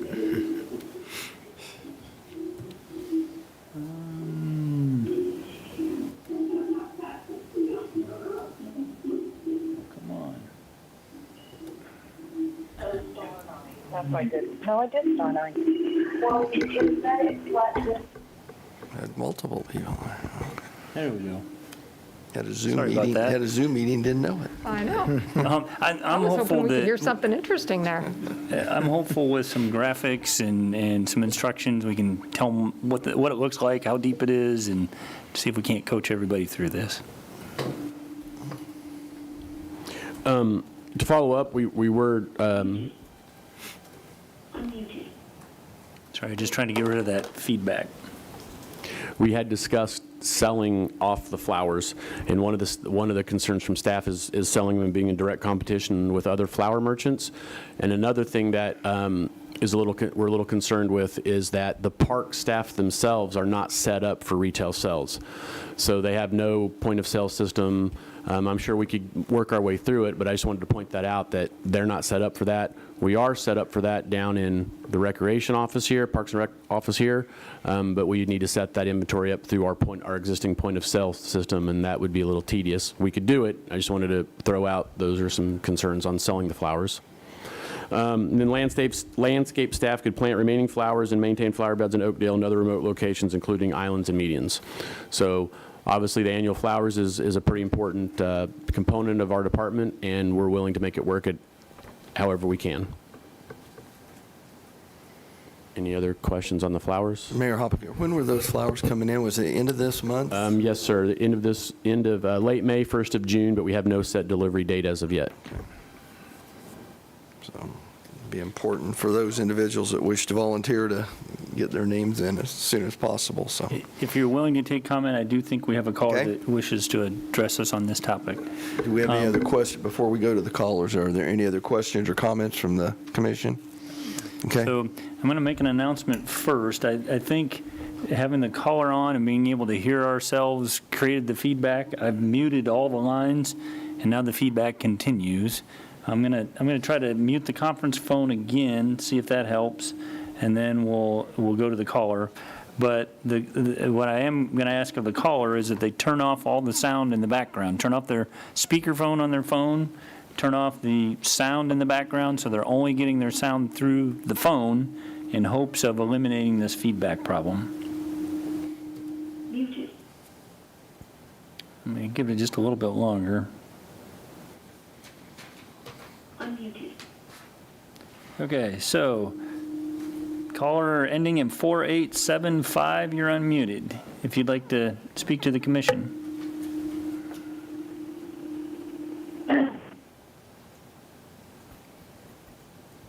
yeah, please state your name, and you have the floor. Hi, am I there? Yes. Yes. Is it on? Hi, this is Jane Anderson from the Friends of the River Foundation. And I just wanted to let you know that the Friends of the River and Salina Downtown East and Jason Graves has been working with the Master Gardeners. And we are finding volunteers. We're creating a volunteer list that's interested in planting the annual. So we've been trying to work with Rick Martin, and we're really excited about this project. We're going to, we've already found quite a few volunteers already, so. Commissioner Hodges here. Jane, I have a quick question for you.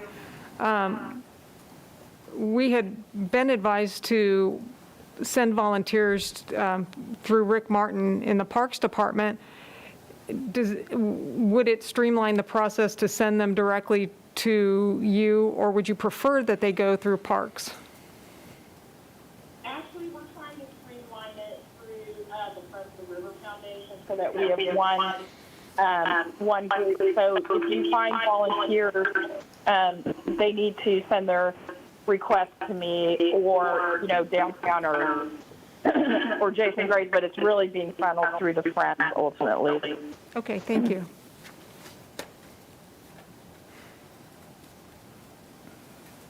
Okay, do we have any other questions for Jane? Thank you, Jane. I can't hear. You can't hear us?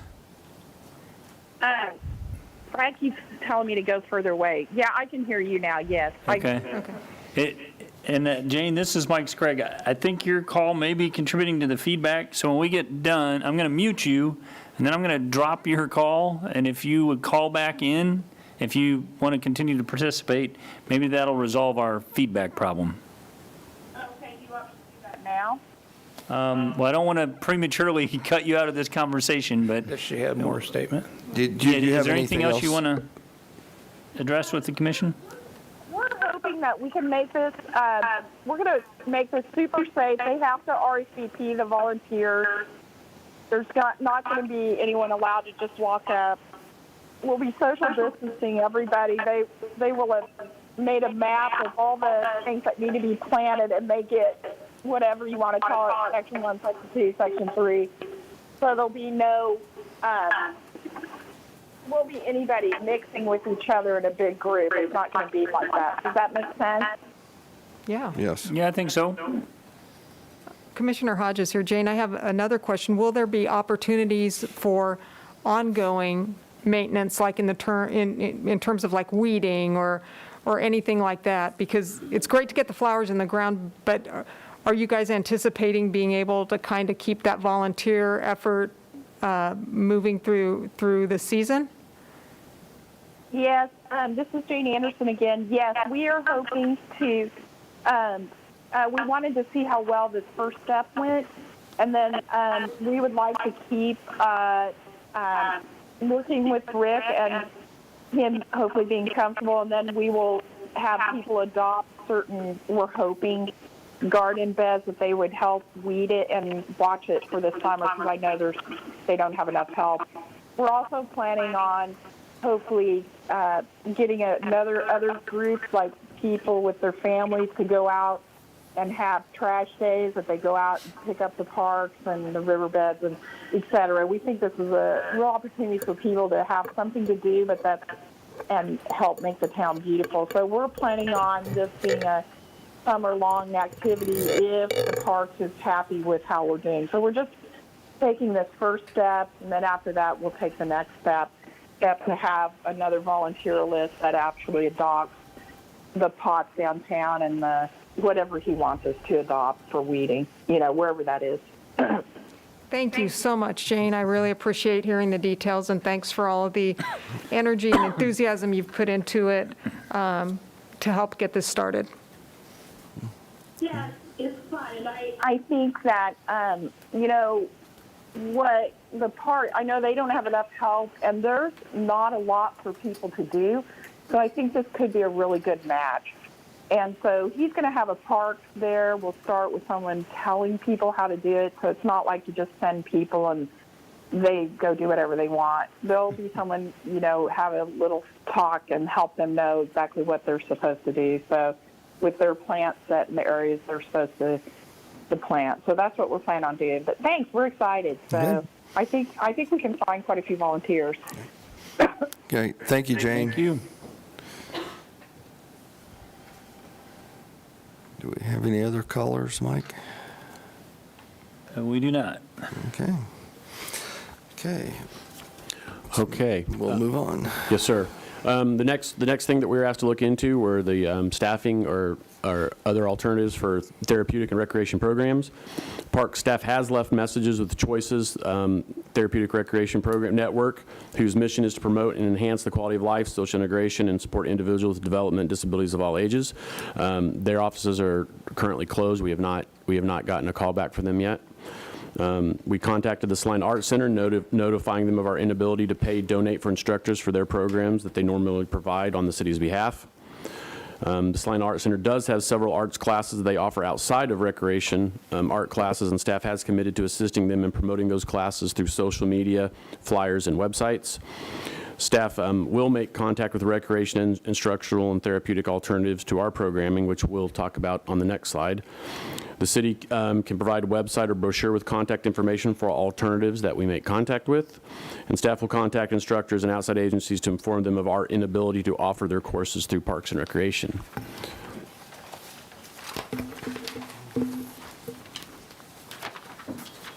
As you can see on this next slide, youth adult programs, dance programs. We've contacted the Vet Dance Studio, Tamara House School of Dance, conducting their own virtual classes. For Baton, we've reached out to multiple agencies. Learn to Swim Alternative, the YMCA, Water Exercise, All YMCA pending on their programs resuming. Special events through SDI, Chamber of Commerce, TPEC, pending COVID guidelines. Art programs through the Salina Art Center, karate through Miller's Karate Studio, babysitting through the American Red Cross, tennis camp through Genesis Health Club, Smart Start Baseball through the YMCA and the Knights of Columbus, Smart Start Soccer through the YMCA, softball camp is being run by Coach Holting, baseball camp by Coach Mize, volleyball camp with Rose Whitman, Tai Chi through Miller's Karate Studio, trips and tours through KSAL Trips and Travel Agencies. Travel is currently on hold. And then, as I mentioned earlier, Therapeutic Recreation Choices Network, and their offices are currently closed. Any questions on those? Mayor Hoppick here, and these are just programs that are usually offered through alternative choices from what the city does, correct? These are some of them we partner with to do the programs in our facilities, like Taylor's Twirlers. They would use the field house. Now they're going to conduct it on their own. Some of the karate classes, yes, we would contract with them, and the students would actually go through us, but they would go to their facility to do the programming, not necessarily in one of our buildings. So, but yes, these are for the most part contractors that we worked with. Commissioner Davis, I appreciate this list, because there are a lot of parents who wouldn't know where to start. I mean, God, how do I Yes, find sir. that person? And this would be on the website that was We'll put it up, mentioned? yes, if it's not already up on our Yeah, website, on we'll the get it up on our previous page, website. yeah. Yes, sir. Yes, Okay, thank Mike's you. Craig here. One of the things we talked about is I think we're comfortable saying, here's an alternative for you to pursue. I don't know that we're prepared to take our, member and contact information and forward it on to someone without their permission. So we'll try to kind of make all this information available and create a. Make them do a little work. Well, yeah, at least make it possible for them to find an alternative. Okay, thank you. You're welcome. Next, we'll dive into Camp Salina. Camp Salina normally runs Monday through Friday from 7:30 a.m. to 5:30 p.m. May 26th through July 31st, 10-week program. 2019, the program was $100 per week. 2020, we were going to charge $110 per week. Weekly registration to accommodate parent vacations and participant scheduling. Participant eligibility was completed kindergarten through the 8th grade. The weekly participation ranged between 70 to 65 campers. Ideal number of participants is 80 based on staff model. Need approximately 60 campers per week to break even on expenses. This next slide will show you our typical staffing model and program planning and preparation timeline. As you can see, in February, we have our camp director meeting. Part-time staff recruitment, interviewing, and job offers takes 2 weeks. That happens in the month of March. Staff training, 16 hours per counselor, takes 2 weeks. That happens in May. Fieldhouse camp season, 10 weeks, May through July. And then end of July is State of Kansas relicensing. That is to recertify us for the following summer. Our staffing is 1 camp director, 3 senior camp counselors, 19 camp counselors. And then you can see here the schedule, typical scheduling, and the average rate of weekly pay for the program. Commissioner Franz, I do have a couple of questions. This program planning and preparation timeline would be what we would typically do, and I presume at this point. Yes, sir. We are substantially behind that curve. Yes, sir. Because it's now the middle of May, and we're still, I presume, haven't done the March activity yet. Correct. We did do Okay. the camp directors meeting. That's or the staff meeting in February. We did do that, but that's Right. all we have accomplished at this point in time. So we're at least 4 weeks out to start. That's presuming you can find people. Yes, sir. We'll cover some more of that on the next Okay. on the next slide. And then when it talks down at the bottom, that is the rate of weekly pay for example, the senior counselor. Would that be for each counselor? It's 2 senior counselors, average weekly pay. I'm trying to figure out what the number really means. Yeah, that is the combination of the 2 counselors. 10 and a half hours times 5 is 52 and a half, and then you double that and you get to 105. You get to 105 hours. So they work 50-hour weeks? Or are the 3 senior camp counselors phased, so they all work part-time during that period, but it works out to 105 hours? They all work part-time. It's I think phased. that should be a 3 It's instead of a phased. 2 in there. Well, and I'm senior suspecting they counselors, you keep think? 2 on staff at all at a time, but they use 3 counselors to rotate through those 2 staff that are present. I presume. Yes, Okay. we do rotate them. They're not all there at once Okay. at the same time. Yes, similarly, there's 6 counselors on staff, but 19 total. 19 that you rotate through. So the payroll cost for the program would be, for 10 weeks, would be roughly $45,000. Yes, sir. Okay. I just want to make sure I had that straight in my head as to what the numbers meant. Thank you. You're welcome. The next slide covers the licensure of childcare. The license name is for the Fieldhouse Camp, the 2019 license based on the Fieldhouse location only. We do not have a license to move the summer camp to the Friendship Center for Childcare. It requires its own application and a reinspection. We did reach out to the county that oversees part of that, and before this meeting I do have an email that came to me An application, inspection, and fire approval are all needed for a new location. We ask that applications are submitted 90 days prior to opening. I'm sorry, but there isn't a way to get a new facility open in a few weeks. Of course, the licensed field house location may open if we had staffing, but that's from the group that oversees the licensor. So we would not be able to move the camp to Friendship Center. Additional fingerprinting for background checks of camp staff beyond the HR requirement. Maximum per license is 100. Counselor to camper ratio is 1 counselor to 15 campers.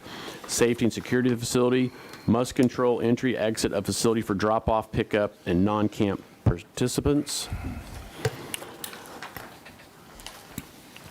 The training required for camp counselor staff is orientation, CPR, first aid certification, emergency action plans, evacuation drills including active shooter training, lockdown procedures, looking for signs of abuse, and camper discipline and suspension. So those are all things that we need to go over before with the staff, that we have to feel they're comfortably trained on that before we can open the camp or have them employed for the camp. I was asked last week about our fee assistance program using the Schwann Scholarship. When we dug into this, I realized, or staff let me know, that we actually had one family apply for a scholarship for the summer camp last year. However, I felt that I'd probably get asked the question, so we provided you with all the scholarships that were given out last year and what programs that we gave scholarships for. Okay. The next question is about the food for the program. The morning snack and afternoon snack were provided by Fieldhouse camp staff. Lunch provided by USD 305. In 2019, lunch was brought to the Fieldhouse by USD 305 as part of the free lunch program, which did utilize the Fieldhouse as a location, which you may remember was part of the whole plan to get the Fieldhouse going. In 2020, the USD 305 will not have their free lunch program at the Fieldhouse. They will maintain the grab-and-go free lunch program at several elementary schools, including Oakdale Elementary, which is where in 2018, when we had the summer camp at the Fieldhouse, the children did walk to Oakdale for lunch. Fieldhouse camp logistics for lunch include safety concerns of walking to Oakdale Elementary, social distancing requirements for walking and supervision, and weather-related concerns, heat, rain, and lightning. A question, Commissioner Franz again. The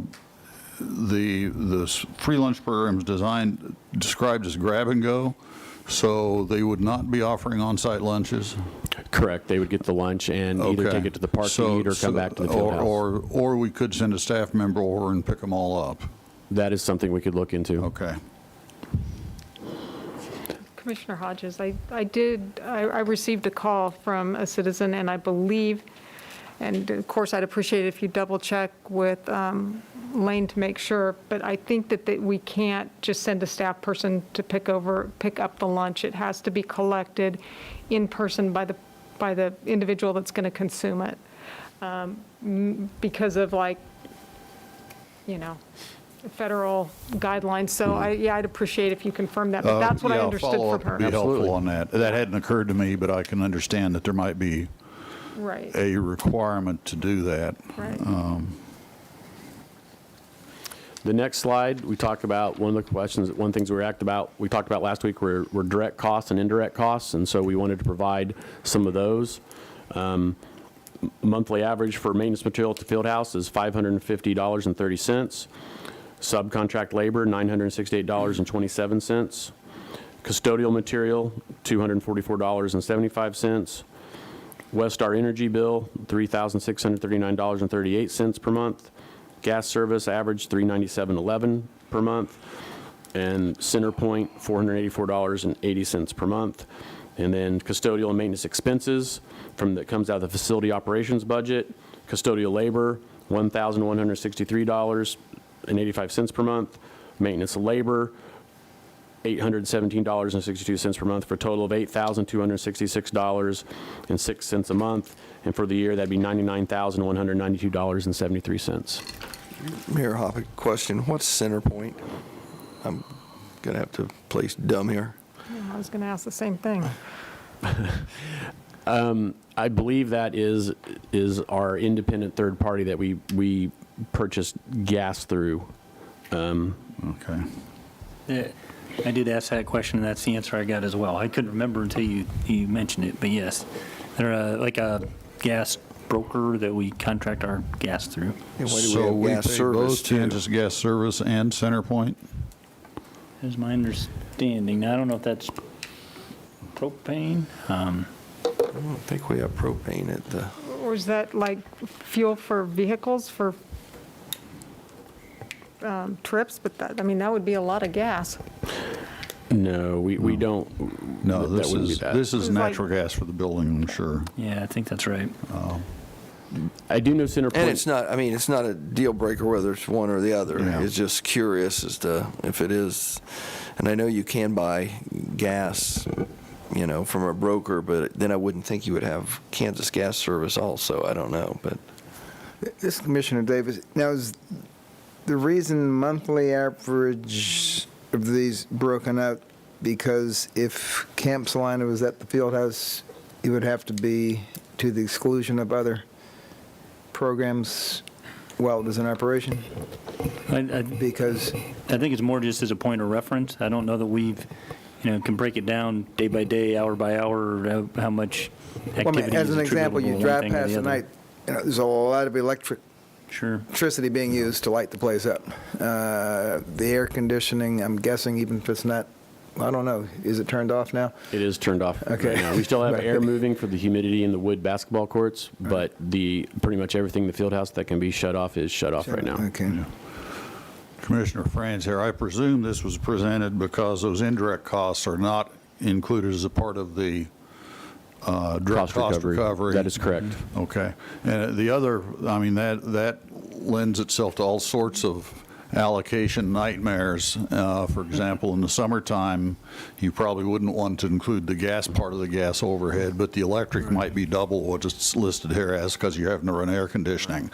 And I just see I can see 3 accountants working on that, Now, we do factor in 15% to our cost recovery to try to account for some of this, Okay. but we don't track every single one of these and break Yeah. it down per program. Yeah. That would be almost impossible. Yeah. I thought you were going to say insane. No, sir, it would just be extremely difficult.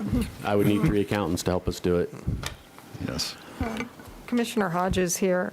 I just want to make sure I understand, like maintenance material, would that be things like HVAC filters or? Toilet paper, filters, Okay. paper towels, cleaning supplies. Okay, and then so like the custodial material would be like the cleaning supplies and things like that? Or? Yes. Custodial material, that would be the mops, the brooms, the dustpans, stuff like that. And then what is, what is like the subcontract? Is that like when we have to bring in like a plumber or an electrician or something like that? Yes, ma'am. Okay. Thank you. One other clarification, the Phase 1.5 included a prohibition on sports camps, and so did a little checking in terms of, we called this Camp Salina away, is it fish or fowl? And it being a licensed daycare, we didn't feel like that prohibition applied. So that was, I guess, good news in terms of it didn't fall under that sports camp prohibition. This is Debbie Pack. I wanted to confirm, too. I looked up on USD 305's website for their grab-and-go lunch, and it does say children must be present per federal government USDA requirements. Couldn't think of USDA. Thank you. Okay, the next slide will discuss the safety and security for the summer camp program. Per the license, the door must remain unlocked. Parents must have access to their children. Staff must control the entry, exit, and restrooms. Parents often pick up early and drop off late. Staff must be able to receive parents. Staff must be able to control non-camp participants. Staff must be able to have access to the telephone to call parents and emergency services. And if there's an exposure to COVID-19, the child care would need to be shut down for sanitation. Social distancing and sanitation of the facility on the next page, next slide. It would prove to be very difficult with the nature of children. unable to provide social distancing during camp activities, walking to Oakdale Elementary for lunch, or taking transportation to a field trip. Many activities are group activities which share space and equipment and involve direct interaction, and social distancing would be extremely difficult to enforce with children as young as kindergarten age. Those are all just things that we got from talking to last year's staff. They came in and met with Travis and Jeff, and these were some of their concerns. Commissioner, how are daycares now operating under the social distancing? Commissioner Franz, if I can piggyback on that, I was going to ask, I think the YMCA is still operating a program, so they're either exempted from the requirement or there must be some way to deal with it. Commissioner Hodges, I think because they're considered essential services. But even yeah. essentials, not even at the hospital, we have to, where we mask all the time, or should, but where feasible, we're 6 feet apart. I mean, 10 kids age 4, you're only going to keep them 6 feet apart for about 30 seconds. But I don't know whether they were just exempt and you just take your chances. Right, but it's kind of like Dylan's being an essential service. I mean, there's nothing stopping you or me from closing the distance with someone. I mean, they're relying on,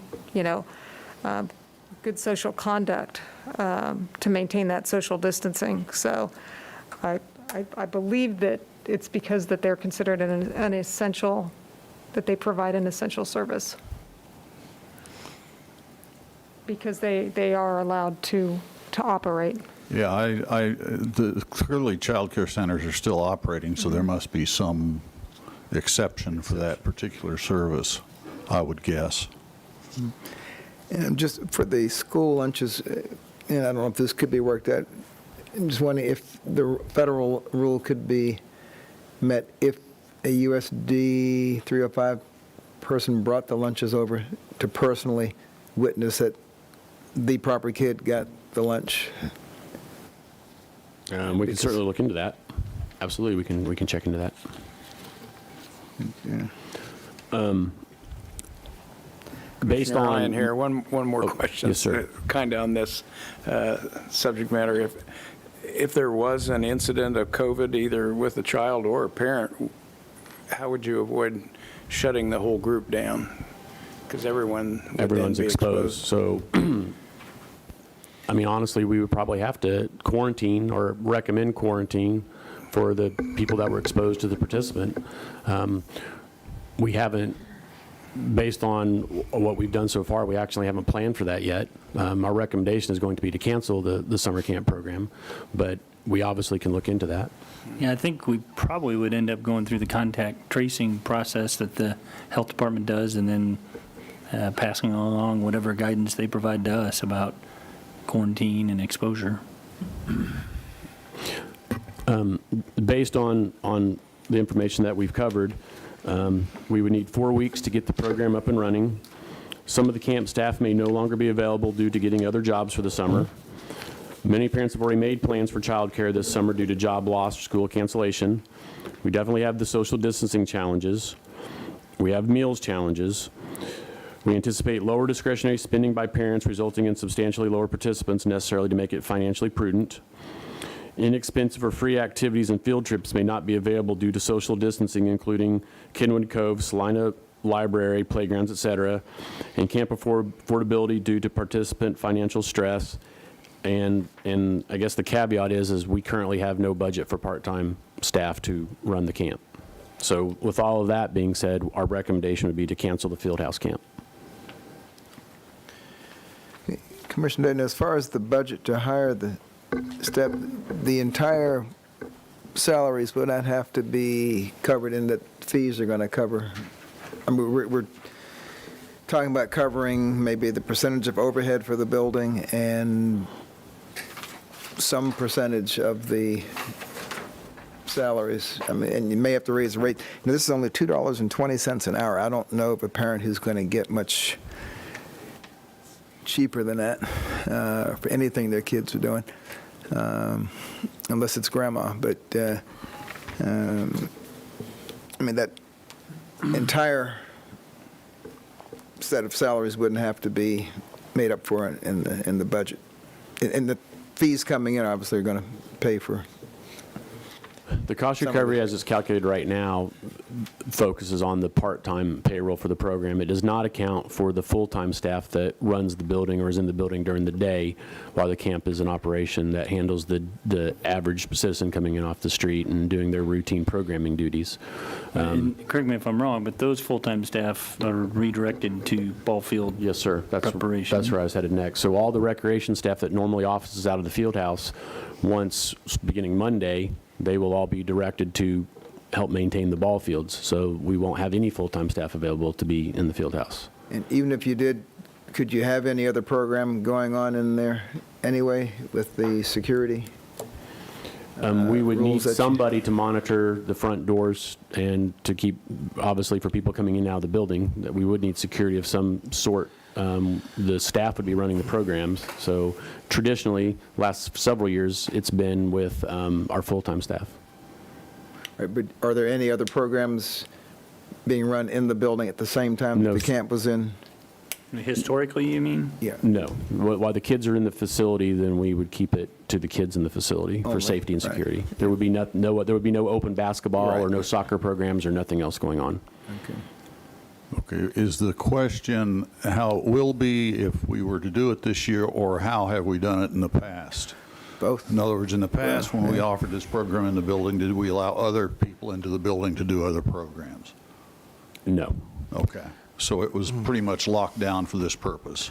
Yes, sir. The only other Okay. program that we would look at is a program that we have called Toddler Time, which is a small, but the parents are Yeah. required to be a part of that program. Okay. Mayor Hoppick here, looking at your time frame, and I'm trying to, at what point did you send out your notices to see if there was individuals interested in attending, Camp Salina? Because, again, we're already out a ways, and school's basically out, so I'm not sure where those youth are at currently. But when would you have done that in this process? Because I'm not sure how we know how many we would have to hire, not knowing how many would be available to attend the camp. We advertise it through our program guide on our website, and then also through the, I forget the name of the program right now, but where we can run flyers through the schools. So that would have happened, probably last month through the schools, So just to get the word you've out. already sent flyers out We'd have through already the advertised for it. schools to the parents. So Yes, sir. And in years past, if the Camp Salina is the exclusive occupant of the building while camp's in session, was the overhead for those two building employees who had to be in there just to make sure the, water works, the lights are on, the air conditioning working, is that part of the overhead indirect cost? No, sir, we don't factor that in, because we have the building open anyway. It's open in the It's general open, sense. it's open in the but- general sense for people to come in, to make reservations, to ask questions, to have Travis give them a tour of the facility for possible future bookings, But not for programming. other than the Other summer than the camp or the camp, toddler right. time, yes, sir. Yeah, okay. And if it helps at all, there's an office that staff person office, that is their main office in the building, and then there's a front desk that another staff person uses as their workspace. So it's not as if we're, reallocating them from somewhere else in the organization. That's where they office out of.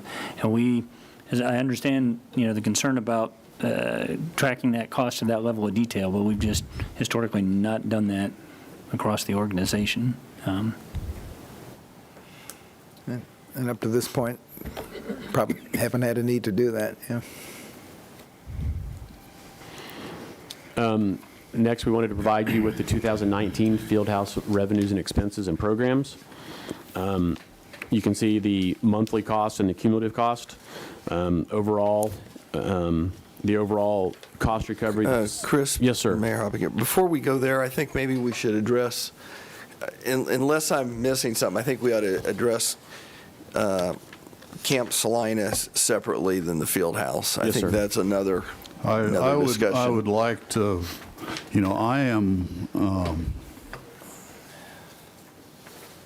I'm really disturbed that the recommendation is I'm really disturbed that we would be considering not doing this. It seems like the only thing we can do is a sports program.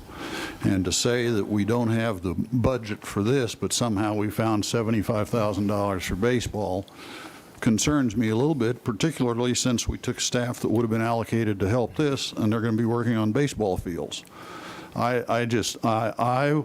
I would deeply like to see us do a program that is non-sports related through the summer for those in the community who may have some other. Now, I realize that we've worked with private providers to do some of those things. I really appreciate that. And I'm not quite sure what to do with this because I don't like shutting the program down. On the other hand, I see a lot of issues with trying to do the program at this time with the constraints that we've got. There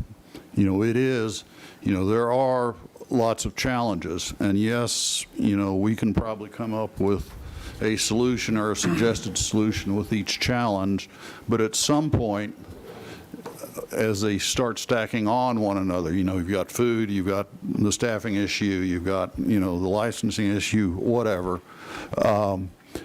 It becomes not tenable to try to deal with all of those, and so I'm really conflicted. I would like to see this program or some other program focused on, recreational activity or, in this case, childcare that is not specifically sports related, because we do offer those periodically or fairly regularly during the summer.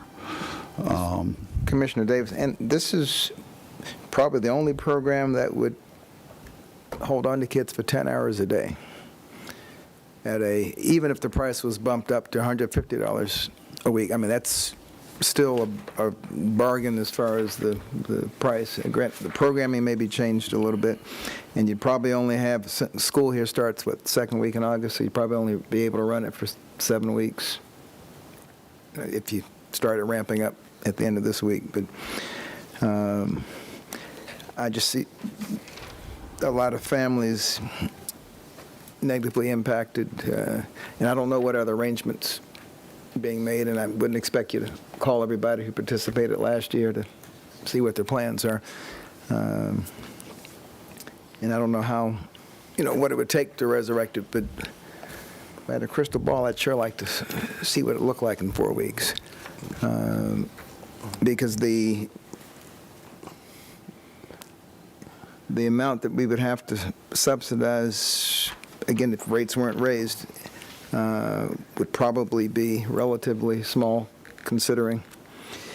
And I'm going to call it a subsidy to the golf course. I mean, and the subsidy to baseball. I mean, we are subsidizing some programs. Not that they aren't deserving of it, but I think this is a program for children who don't really have much of a voice. They don't have folks calling in on this meeting to offer ways that we could keep this program going. But Mayor Hoppick here, I think when you say crystal ball, and again, I'm probably was oblivious, as I think Commissioner Franz and I talked about the other day. We probably didn't realize the number of programs that Parks and Rec runs, and this would be one of them. Crystal ball, if I would have known this program existed, because I do think it's important to the community, we would have addressed this 2 months ago, or this would have been one of the things we would have had in the back of our minds as we were starting to look at not having part-time staff or saying this is a program we want to do. I have a real, and I don't even know where to start now, and that's why I asked Chris the question about how do we find participants. I mean, not only do we have to find staffing, we have to find the number of participants to match up with that, and I'm not sure with school being out, how we do that. And I don't know. I'm afraid that we get this implemented, we're going to have the month of July to do it. You know, I don't know if it takes us 3 months to get, or 3 or 4 weeks to get through all this. We're looking at basically a month or maybe a 5 or 6 week program. And I don't know. I don't know where to start. I guess I'm kind of at a loss. You know, as to- school resumes August 5th or thereabouts, I Yeah. believe. So you're looking at the a teachers have to be back August 5th, and so we really do have kind of an end date for this thing to happen. And Commissioner Ryan here, I think we're all, in a heartfelt way, very proud of this type of programming that we offer to the community. And there are a number of insurmountable problems, and particularly bringing it up to speed is a big one. But I think the part that bothers me the most is if we have 75 campers and there's one of them that is reported to have COVID, then we've let the other 74 families down. And as a program that we manage, I'm uncomfortable with being put in that position. When it comes to the baseball and the golf course, those are adult family and their families making a decision to participate in something that's relatively less risky to me than a program that confines a bunch of young children. So for me, I'm okay with the staff's recommendation and uncomfortable with the logistics of this and what the outcomes might be. Mayor Hoppick here, and not knowing what June brings or July, I'm not sure how you sanitize. You know, I wouldn't want to run a daycare now, you know, with 5 or 6 children when you're trying to sanitize things. I'm not sure how you do it with 50 or 60, and I don't know what they do as far as equipment. Commissioner Ryan here,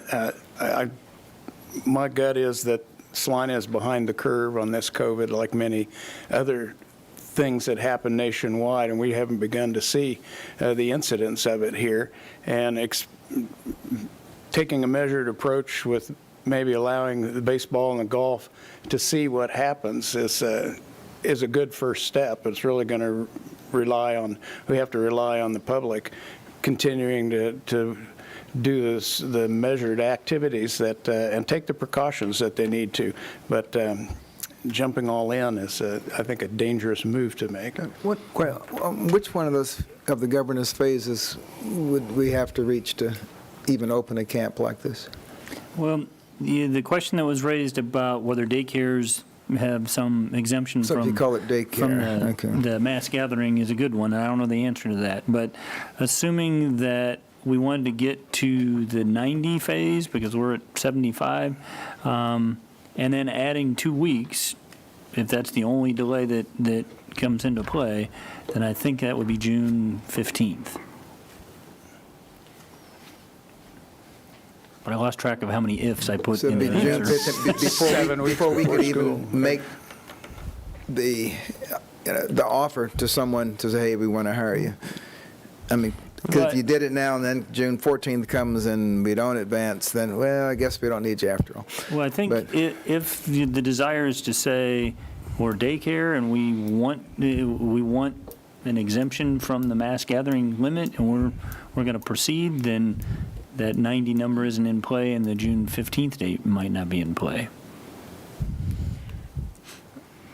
Now, it's still a health question and a policy decision for you, but Commissioner Hodges, something that Mayor Hoppick said really resonated with me, especially hearing it after Commissioner France said, in that I think that, speaking for myself, the therapeutic recreation program, the senior programs, the Camp Salina, all of these programs, if we continue to have these kinds of discussions about whether or not we're going to subsidize baseball and softball and golf versus some of our other programming, maybe as we continue down this path, we start with the programming aspect and then we move to the personnel about, what are the essential programs that we want to keep in place, and then we go about figuring out how to staff them appropriately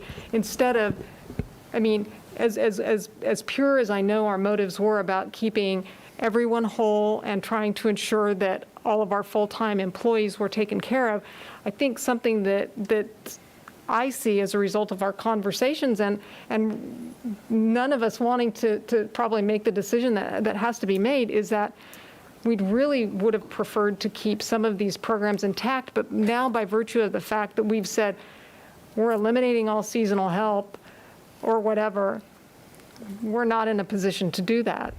That's some of the frustration that I guess I'm feeling right now. Mayor Hoppinger, and I think part of it's a timing because of the fact that COVID-19 kind of started really hitting us in March, and those are the times we were, okay, we got to halt. Where are we going to be at?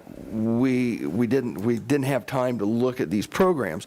If COVID-19 would have hit in October, November last year, I think those conversations we're having now would be considerably different. Agreed. And so, as much as I like this program, and I think it's a benefit to the community, the fact that I'm not sure who you're going to hire that's going to want to work for a month. You know, I mean, we're looking at maybe a 4 or 5 week program by the time we get everybody hired and figure out who we have for individuals to attend. I just think there's a lot of obstacles that if I had 1 or 2 to overcome, but I think they all just kind of start stacking on top of each other. But I think in the back of our mind, we may still be dealing with this same type of issue next year that I think we need to have. I agree with Commissioner Hodges. Next year can be a whole different viewpoint on some of these, and we can have different conversations. But it's really a tough conversation to have now because we're really behind the 8 ball. We're 4 to 5 weeks at least late getting this started. It's Commissioner Day, I'd agree with the point Commissioner Hodges made in budgeting terms. It goes back to what's called budgeting for outcome. Set your priorities where you want to be, then see how you can manipulate your manpower and your resources. But yeah, this would have been a conversation that I've had 3 or 4 weeks ago. But our driving force has been the dollar sign, not the programming, and that was the direction we gave the city manager. Get the expenses down, and he did it. Did a great job. Mayor Hopper, I appreciate you acknowledging that. City Manager Schrike said we were going to make decisions and they were going to be painful. And it's whether it's tall grass in the parks, which is not that painful. I mean, this to me is more painful than having tall grass in the park. But it's one of those things we had to make some quick decisions. And I think we did that, and they are painful. But we need to now think about what we would do if we were still dealing with these same budget issues in 2021. Right. Well, we would look at our entire and get outcome for what is important for Salina. Right. But I think one point that Commissioner Ryan made that I unfortunately have to agree with, and I wasn't thinking about it as much. I don't think we've got to our worst yet, and. You just don't want to be standing there at the beach when that big wave comes in. But behavior of all citizens in Salina is going to have to really improve to keep that wave down. So I guess to continue to move forward, what I think I'm hearing from the commission is that we regret the fact that we will not have a Camp Salina this year, but it's probably the direction to move. Would that be a majority of the commission agreeing with that? Could I make a comment? Yes. Number one, I disagree strongly with Commissioner Ryan about baseball being safer, because we're going to be sending kids out of town in tournaments to communities that have a lot more of this than we do. We're going to have kids from other cities coming into Salina for tournaments. There's I think, a grave risk of exposure. For example, if we invite Dodge City, where they have more than 1,000 cases, to a tournament in Salina, or if we send kids there. Now, maybe we do have some control over that, but in Saline County, we have I didn't see the number today, 30 cases, 28 at this point. That's concerning, but we don't have 1,000. So I disagree that we can actually assess that risk and say that one is greater than the other. I think they both have a certain amount of freestanding risk. The other thing with respect to Commissioner Hodges and Commissioner Davis's statement, it would be good to talk about programming in terms of priority, but when we get to the end of that discussion, I would suggest we're going to be exactly where we are now. We're going to find out that our appetite for programming far exceeds our ability to pay for it within our existing circumstances. And so we would be right back to saying, do we want to eliminate temporary seasonal people? How many do we keep? What programs do we keep them for? And what's the trade-off among the full-time employees? We've already got a parks department that's running at less than 20% of staffing. You know, we have other departments, you heard Ms. Driscoll, that are running pretty much on the margin. You know, bless their souls, the police department, the fire department stepped forward and gave us some stuff, and I believe both of those departments are probably pretty well running at the margin at what they can afford to run at. So I'm not sure that talking about programming first, it actually may have been made it more difficult, because then we have to decide, you know, is the field house worth more than a detective in the police department, or than a, you know, that becomes also a very difficult conversation. Although, you know, I get the point. That is a, you know, according to the book, that's a better way to set priorities. But in the circumstances we find ourselves, it just was not an option, I don't think. So I am disturbed about the programs we've lost, very much disturbed. I just, you know, I'm very hopeful that things will look up for us in the next 6 or 8 months, and that we can at least reestablish some of them next time around. Commissioner Davis, I think the point you make about risk coming into town with tournaments, and it's unfortunate, you know, the baseball does offer a chance for local businesses to come up from below ground zero, perhaps. But the potential cost of that is that we import a lot of cases, you know, and probably the reason our numbers have been down is that very few people have been leaving the county and very few people have been coming in. You know, so what we've seen is just a few little cases that are just smoldering around here. But I don't know if we have a plan. If our cases suddenly spike, do we shut the baseball season down? And of course, lead sled presents a similar. I know we talked about both of those in terms of the need to provide some support to our local businesses and the economy, and I don't disagree with that. But yeah, it's if there is a spike in cases, what do we do? And it's 3 days before lead sled. And the answer that I would offer up is we'd start with a conversation with the health department. And I think I made this point previously, but they have authority to be more restrictive than the governor. Cities apparently do as well. We've been in close communication with the health department, but we haven't been contemplating that we would get out ahead of the state or the county. But if we have a significant spike, I think there's going to be a lot of conversation to be had, and there are some examples of counties that have chosen to do more than just the state plan, and if the numbers bear it out, that might spark that conversation. Commissioner Hodges, I just have one. It's not as philosophical as or policy related as what we've just been going through, but in terms of the Schwann Scholarship Program, does that have a balance that we just draw on every year? Do we submit receipts to them and they agree to sponsor up to a certain amount? How exactly does that work? And there was an original set amount that was donated to the city, and we're allowed to spend it down until it's gone, and then we would reapply. Do we have any sense of what the balance is on that? I would have to look into that. I don't know off the top of my head, but I can find that information out for you. Okay. Thank you. Okay, I asked the commissioners for some input as to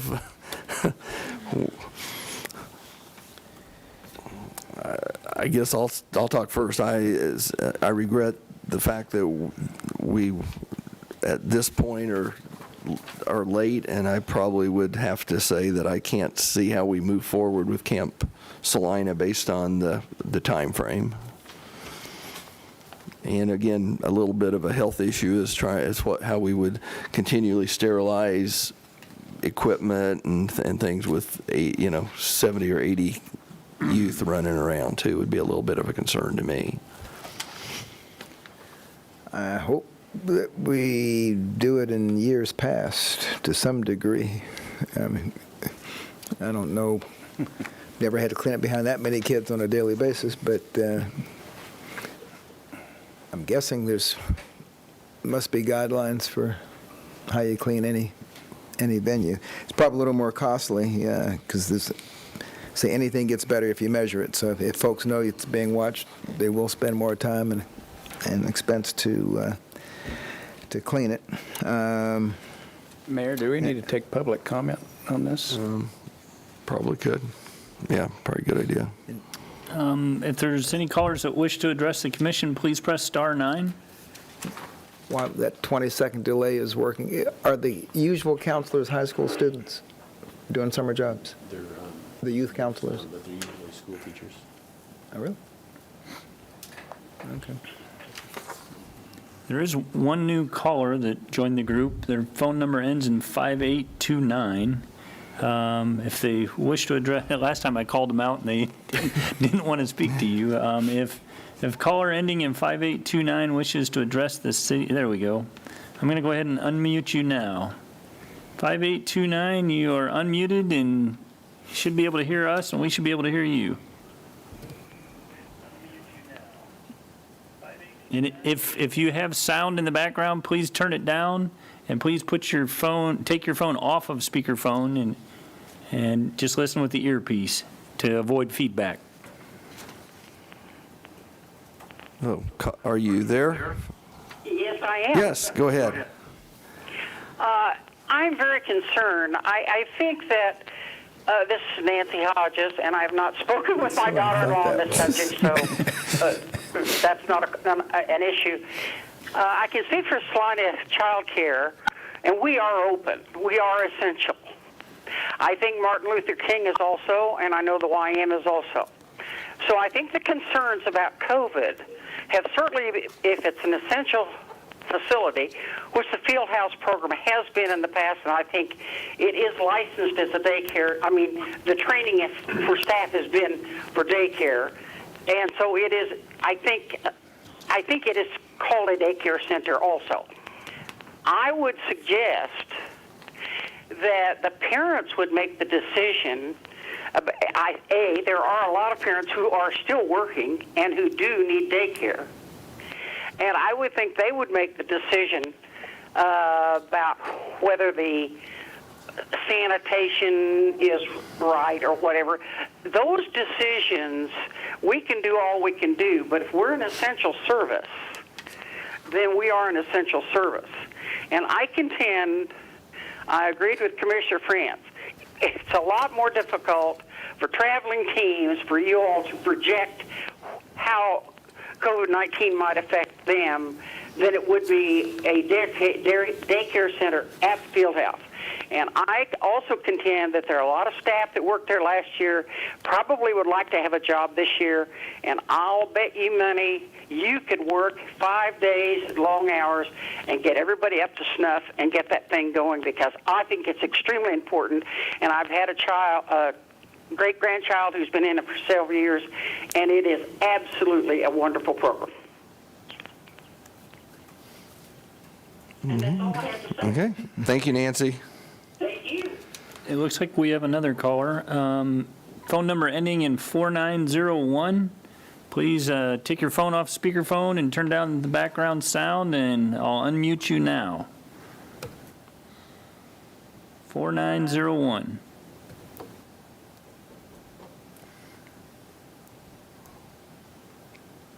Is the caller there?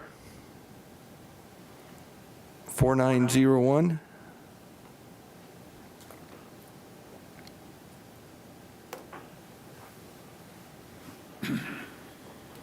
I'm sorry. Let's try that now. I may have had you muted all along. Yeah. I'm sorry. 4901, are you there? Yes, Mike, this is Brad Anderson at Arts and Humanities. Yes. I just wanted to give the commissioners an update in terms of something that's not city-related, but that could be of benefit to the community for the year ahead or the summer ahead. I've been participating with about 12 other organizations in the community who offer different levels of summer programming and services in childcare, recreation, education, and arts. And by June 1st, there will be a website tied to the Chamber's Salina Strong that will provide information on a weekly basis to the community.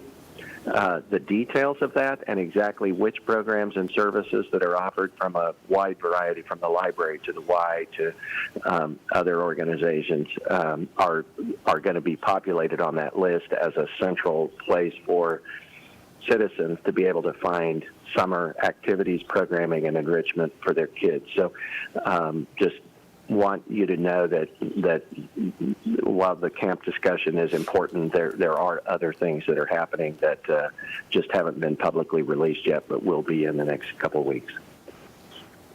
Okay, thank you. Thank you, Brad. You're welcome. And that's all the callers.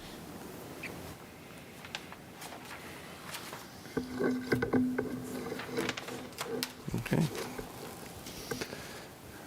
What's the pleasure of the commission, and how do we want to Well, I've got a headache from my left brain beating up my right brain right now, and I'm not too sure who's gonna control the vote. Well, Mayor Hoppick, if it would serve to go to a vote between us, I would make the motion that we accept the staff's recommendation to cancel Fieldhouse Camp, known as Camp Salina, for 2020. I will second that. We have a motion on the floor to cancel Camp Salina for 2020. We'll take a vote. All those in favor? Aye. Opposed? Nay. Okay. So I appreciate the direction. Given your prior direction to not touch reserves, I think staff will make an effort to put together a plan that kind of solves the items that we identified. I think we simultaneously will need to calculate that cost and bring it back to you for authorization then. Is that what the commission wishes? Okay. Commissioner Hodges, I mean, speaking for myself, as you're working to go forward on this, obviously, if there's different information, I mean, if we get going on this and we get a few weeks down the line and we have 5 people that have indicated an interest, obviously, I think we're going to need to return to this conversation. But I think that at this point, I'd like to go forward with a full faith, good faith effort to see if we can get this done, if there's the response and if there's the employees out there to make it happen. That's just my expectation alone. Mike Scragg, I agree, and I'll be committed to that. My point, I guess, was if we go back through part of that decision or policy direction progression that we went through, initially you asked us to prepare a revenue projection, and we did, and I think the term was that it was rosy, and so you were asked to prepare a 30, 60, 90, which we did. And then we were asked to identify that gap for the 90-day scenario and then solve that gap, and we're given specific instruction to do that with staffing. So that's kind of how we got to where we are. Ironically, some of the information we're seeing out of the National League of Cities and their projections of about 21% loss is very, very close to that 90-day projection that we came up with. So my only point is, we have a little bit of disconnect between the two directions. We'll carry this forward. We'll bring back a number like we did for the golf course where we quantified it at $75,000 so that you then can ratify that as an exception from your prior direction. Right. But timeline-wise, we'll try to work all that simultaneously in light of the reopening plan and dates. Commissioner Hodges, again, just speaking for myself, I don't think that I fully understood that our cost recovery was so excellent on a lot of these recreation programs that we offer. But, you know, when looking at this, I'm seeing what, at least in the past, has been essentially a budget neutral item that's offered tremendous benefit within the community. Obviously, if we were to look at subsidizing this $100,000, $250,000 a year, for myself, it would be a different conversation. But when we're looking at 119% cost recovery, even when taking into account, you know, some of the indirect costs in terms of our utility bills, to me, it becomes a different conversation. Yeah, So- and you could be right. It could continue to break even. One of the solutions that was running through my head is we might need to bring on more part-time to cover the front, you know, the door and the security issues if we've got staff redirected. So we'll run the numbers. I don't expect it's going to be large, but we'll just report that back to you. One other question, Commissioner Davis. Had the price for this year's program already been published? Yes, sir. All right, so it would be bad business to increase that if, like, I'm already getting a yes. Okay. I'll just keep that comment to myself. Okay. All right. I mean, you know, if it was going up $10 a week, well, it wouldn't be a deal breaker for a lot of people, but if it's already been advertised. Debbie Pack and I was shaking my head, that's why he's looking at me. I think certainly from Mr. Scragg's point, we could come up with some sort of break-even point, because we know what the ratio is of camper to supervisor or whatever, so we could kind of figure out what that number might need to be in order to break even, and possibly see what the participation rate is, if we've had anybody apply or anything like that, and see what that response is, and we could certainly bring that information back to you. Thank you. And Commissioner Davis, still, and I guess this would also be predicated on USD 305 agreeing to bring the meals over, so Well, or we could pay someone to go get them. Or we could Hop bust and it. I don't think No, we we can. can't. Well, or we could And bust so it. that was my next Well, question. or- I need to know logistics of how we anticipate getting these people to, and it sounds like we've done it before, gone to Oakdale, but how does that happen if we have a storm and Well, we we can't go get lunch? Yeah, How we have did to how bus did it them. happen last year? We didn't last year. It was in the field Oh, it house. was in the building. Yeah. Okay. We may have to bus them. They walked, was it in 2018, did you say? First year that we offered at the summer camp, at the field house, yes, ma'am. They Was walked to it Oakdale? the same lunch program? So would we have had the same constraints, I guess, would be the But Commissioner question. Davis, that's the reason I was saying, if someone from the program has to verify that indeed one of these children gets that bag, the other option is to bring that person Yeah, to the bag. over, and the bag over to the field house, so that someone connected with the program can verify, yes, Yeah, you know, instead of the kid coming over here, I walked over to him, but this kid got this bag. I'm committed to Yeah. brainstorming ways to make it work. I don't think it's going to be so cost prohibitive that, you know, it falls under its own weight. And we just need to work through some of those challenges, and then, based on your prior directive, I just want to bring it back to you for ratification so that there's consistency there. Commissioner Franz here, I would like to say, that, well, yeah, I like the idea of moving forward, as Commissioner Hodges suggested. You know, I have been on both sides of this issue about 10 times today. So, you know, I'm very conflicted. I recognize lots of issues with moving forward, but I would very much like to see this sort of program continue also. And you know, it probably wouldn't take much to push my vote the other way, I guess is what I'm saying. I'd like to make a statement that all of the programs that Parks and Recreation offers are important to our staff and to the community. We do strive to get the best cost recovery that we can, but some of the programs that don't recover their costs are set up by design, and it aligns with our cost recovery policy. So I don't want anybody to think that if a class only recovers 45% of its operating, that's might be okay with us because that's how our pyramid was set up. So we do have programs that we know don't recover, but we consider it a service to the public, and that's part of what we do. So I just want to be clear that all of our programs are important to us. No one program is more important to us than another, no matter what the size of the program. Our goal is to provide as many services and activities for the population of Salina as possible. So all of this has been very difficult for our staff. Point well taken. Okay, let's move on to Fieldhouse. 2019 Fieldhouse revenues, expenses, and programs. If you look down at the bottom, our accumulative revenue for 2019 is $152,601.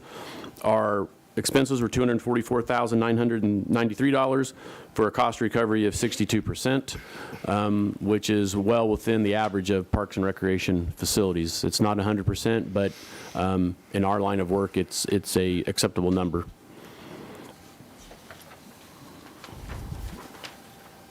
If you go to the next page, we were talking about opening or closing the field house. I wanted to point out the tournaments and the economic impact from 2019. The total economic impact for the community, or for the city, however you want to term it, almost $2.3 million, with a rental fee of $29,835. Staff hours, 468. Total teams, 436. If you remember, the original language for the Fieldhouse development was to bring economic development to town. So that's indeed what Travis works extremely hard to do with the chamber, and we're pretty happy with these numbers. We'd like to see them grow, but we're only a few years old, and we're still finding our stride to bring people to town. Mr. Cotton, Commissioner Ryan here. Yes, Is there sir. any chance that any of those April events could get pushed back and done? They may ask to have a later date. I'm looking at Sharp football combine and the maybe basketball. Are those time specific, or would they? We could certainly reach out to them and see if they'd be willing to shift their time. Absolutely, we can. I don't know how many of them are. I know that like the district gymnastics meet, that's one that typically happens around that time of the year, so I don't think that's something that we could move. And the basketball, MAYB basketball, I believe usually has their events around these times, but obviously we can reach out to them and see if they will be willing to move them based on the capacity of the field house or what we decide to do. Absolutely, we can look into that. Thank you. The next slide has our direct expenses, revenues and expenses for our programs. We did with these programs put the pyramid guidelines next to them so you can have a better understanding of where some of these programs fall. Adult volleyball camp, summer camp, as we've discussed, adult volleyball, youth volleyball, adult volleyball, youth competitive basketball, futsal, which is a form of indoor soccer, youth soccer, and adult soccer all have very strong cost recoveries. And then some of these other programs that aren't at 100%, you will see that they do fall within our cost recovery pyramid guidelines. So we do feel that financially the programs have done well. However, that caveat, without part-time staff to help run the field house, we would recommend canceling the field house use for 2020 with the exception of large tournaments at 30-plus teams. Without the part-time staff, there's just no way that we can effectively run the facility. Question to Commissioner Ryan. How much ramp-up time is there for the fall and winter season activities? Maybe we're past summer, but... You mean as far as staff time to prepare? Yeah, if we would choose to take a wait-and-see attitude and then about providing that programming, is that possible? I would say that once baseball, softball season is over, we could re-look at those because the staff that would be planning all this will be tied up with baseball and softball. So again, we can look at it. We could redirect some of those staff hours, full-time staff hours possibly, to cover the spread of the times the building would be open if we chose that route. However, again, as I mentioned before, the part-time staff is a big component of running the facility. Commissioner Franz, this may be an uninformed question, but all of these programs, or most of them, show cost recovery of above 100%. But yet the building shows a cost recovery of 62%. I'm not sure how to reconcile those two numbers. The direct expenses for or all the indirect expenses for running the facility are not included in those programs, Okay. nor is the full-time staff that runs the building. Okay. Where So if we That keep goes the to that building. 8,000 a month. I'm sorry. I'm sorry, what? That goes to that 8,000 a month that was on the other graph for monthly Well, some of that, yes, maintenance and sir. labor. And But full-time staff, recreation staff, their salaries aren't, their costs aren't included in these. Are not included in the cost included in the recovery, part. but Yes, they sir. are in the building expense. Yes, sir. So- Mayor, go ahead, Mayor Hobbick here. Where do our rental income, where does that come in? Because we rent the courts and the turf area, don't we, Yes, sir, we do. on a regular basis? Our average rentals for the facility are, I believe, around $22,000 to $25,000 a year right now.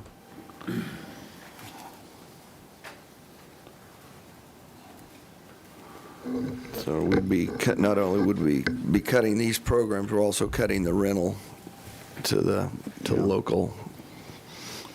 So, Commissioner Franz, again, to follow up, if we open the building only for these programs, would that be of any benefit, or does that drive the cost for the rest of the facility up? Do we then need the full-time staff there to manage the facility? In part, that was kind of the thinking behind the recommendation of opening it up for the larger activities. Okay. And as Mr. Cotton said, the same staff people that are doing baseball and softball are the ones that are relied upon to do these events. And so that's the reason for the subject to schedule availability. Being on work share, we need to avoid overtime, and we're going to have to balance conflicting schedules. Would work share moving them from summer programs to winter programs in the field house make any sense? Yeah, if we can transition past baseball and softball, I think that Right. helps. And then I don't know those two individuals when they were planning to come back to full staffing just when they hit that break-even point, but it seems likely that they could be coming back on staff as part of that schedule. And to follow a little bit of what maybe Commissioner Ryan was saying, I didn't know if this is something that should be reevaluated in September, for the fall the fall and winter months. I guess that's my question. I don't know what we're doing with that staff once they're done with Right. summer activities. It certainly has merit. What we'd have to look at is what the work share plan was, and like I said, there's that, every employee, we calculated a break-even date, and at that point, the plan was to bring them back to full staff. So if the dates fall right and they're back to full staff, we're kind of back to normal.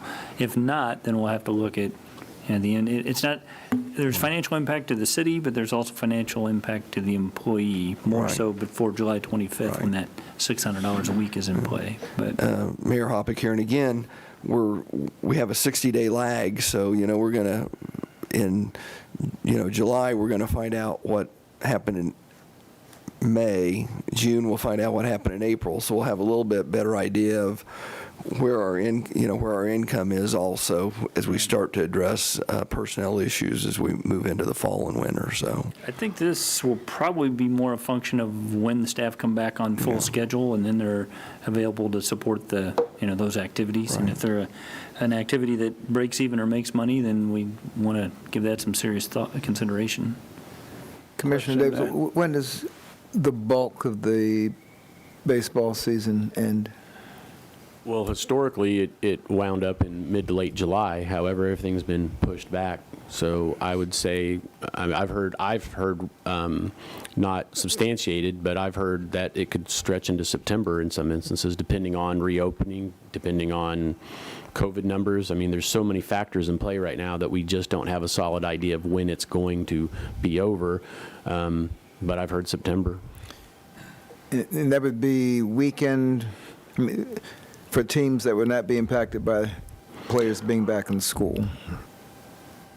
Well, it would, if it's a weekend tournament, correct, but there's still recreational. We're also looking at having outside agencies run recreational baseball, softball programming.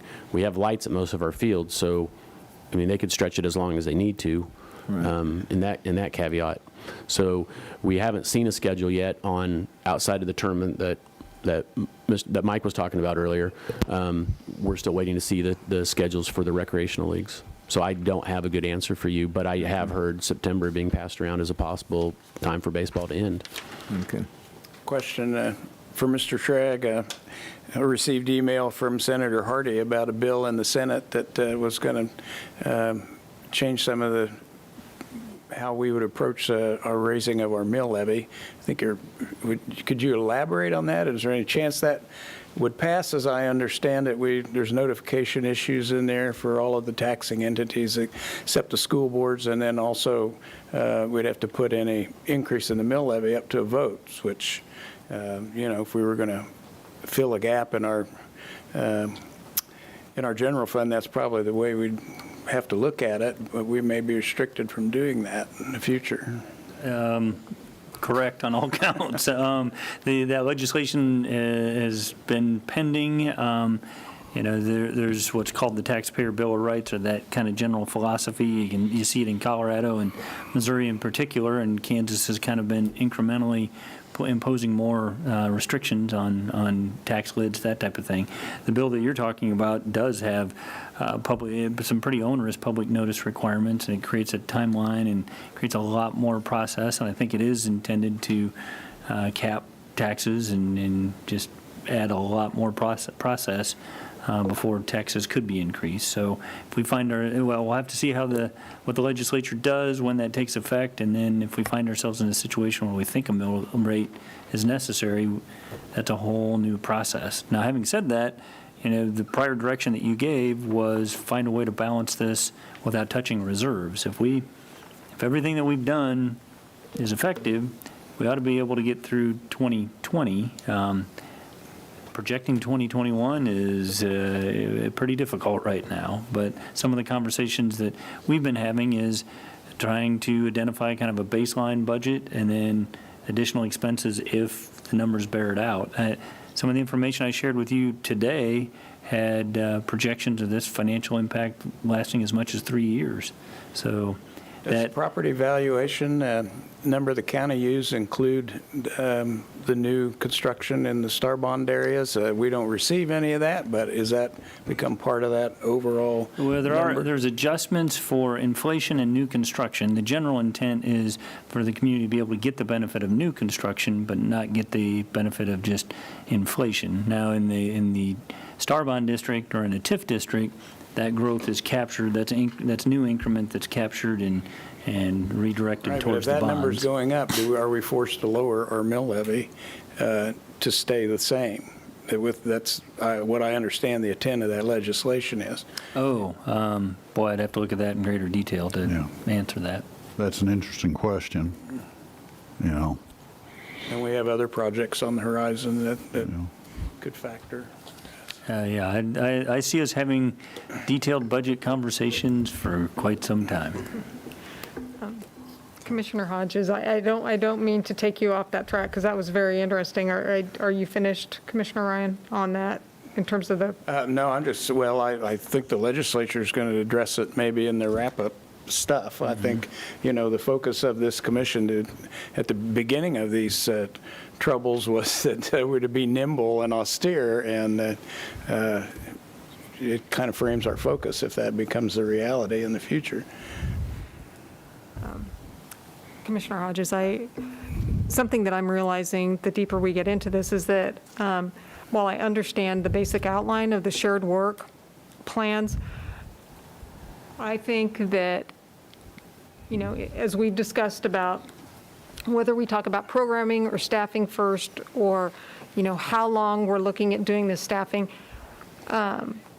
I would appreciate being able to see what we've submitted in terms of what our work plans are so that I understand it from my perspective. And since we do have, we kind of have a quasi week off, I would appreciate seeing the work plans that we've submitted to the state.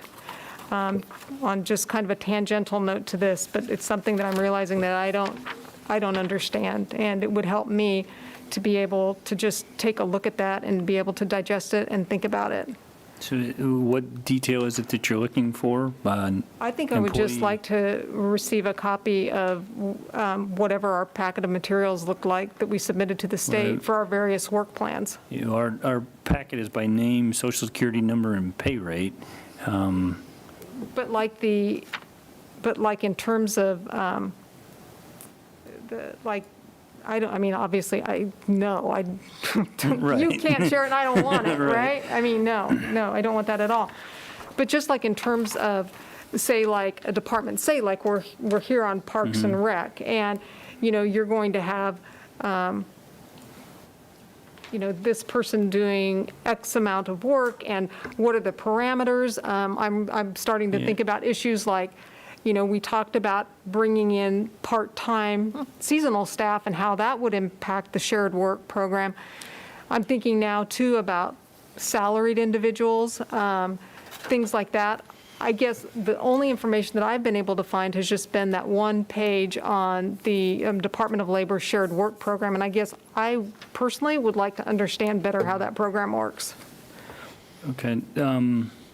So and I understand why you would think so, but we don't submit to the state how the work's going to be shared. So we're just identifying work units and saying this many people out of that work unit are going to be reduced 20% or 40%. Those are the two numbers we've used. I guess you could do something between 20 and 40. But so we're not having to say that this rec programmer is being moved to ball field maintenance. It's just by work unit, this many employees at this percentage.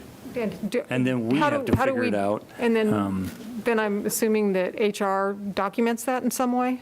Yeah, that's the submittal that goes to the Submittal state. that has all the and information that But it confidential doesn't get information. into what they currently do and what they're going to be reassigned to do. We're having to sort that out on a daily basis, given the available staffing and the work that's in front of us. Because that could change weekly.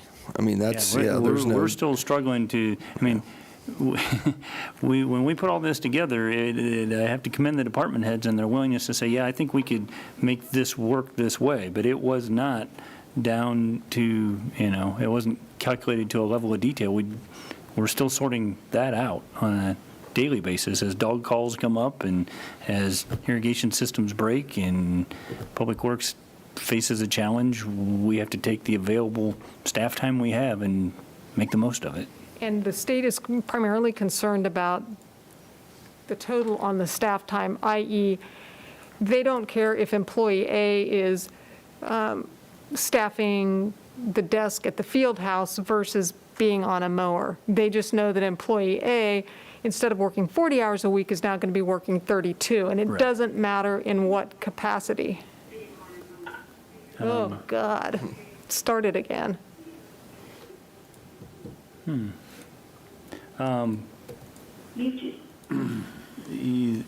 they want to know work units, they want to know the people in the work units, they want to know the numbers as you described, and there has to be more than one person in any work unit to share, but beyond that, no, we're not submitting to the state that added level of detail you described. Of detail, okay. Right. How does it work for, and I apologize, I was going to ask this under other business, how does it work for a salaried employee, like the department heads? I mean, I'm assuming,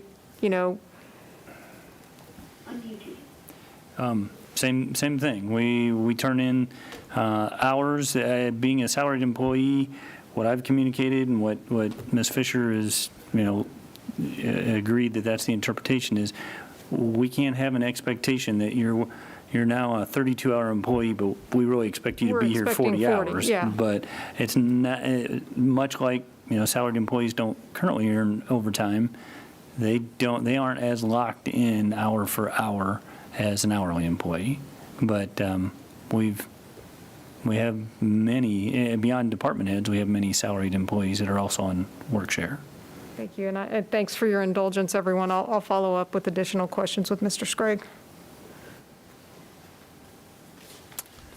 Okay, Fieldhouse recommendations. I guess it says cancel for 2020. I guess we can address that come fall. Is that? Well, just want to be clear that in this summer period, the intention would be not Exactly, to have right. events in the field house. It says for 2020, though. I don't know if it said. I get, Yeah. if you want to pick a date and we can come back through I'd say September 1. cancel for summer 2020. Yeah, we'd probably better define summer. We'll have people wanting to make reservations. It's on this form. July There's dates 31st. on it. I'm sorry? There's dates on page 19. What's that? There's dates that indicate what the fall and summer league months are. Oh, I see. Okay. Summer is May to July, fall, August to October, winter, November to February. But I would, like I said, since we don't actually know when baseball, softball season is going to end, I don't want to say July because. Right, and but again, I don't want to get ourselves like we were on Salina Camp Salina. I don't want to be up against that, so I think we ought to, put this on the agenda for sometime in August or September, I think. Well, the fall sports would start in August. What's that? The fall sports would start in August. I was thinking very end of June or beginning of July. I mean, now to the advantage, the fall sports are ones that you could probably ramp up pretty quickly, but I would think it would be advantageous to wait until we at least have 1 month of sales tax returns. Couple months. If you had, or a couple of months. if you And did so July, end of July, we're you'd going to have. see end of June, end of July, so sometime during August, we could ask Ms. Pack how soon she could get us information about that end of July distribution, so we can kind of see how things might have been affected at that point. So maybe August 15th, would that give finance staff time to do some work with the sales tax distributions? Debbie Pack, we actually get the numbers around the 25th of the month. Now, to make them pretty, that would take us a while, but Yeah, right. we really will know what's happening very close to the first of the month. Let's say 1st of August, and we'll let you pick Okay. a date. Okay. I didn't want to put too much pressure on you because Thank you. those reports Yeah. can be daunting. Well, and we're going to be wanting to look at those anyway. That's Yeah. going to be really important for moving forward. So, okay, let's move into golf course.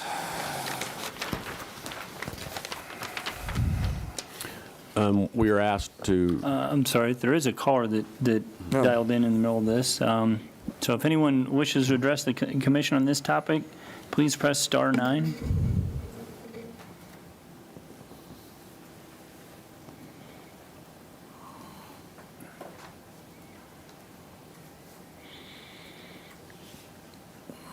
Try one more time. If you have called in and wish to address the city commission regarding the field house, please press star 9.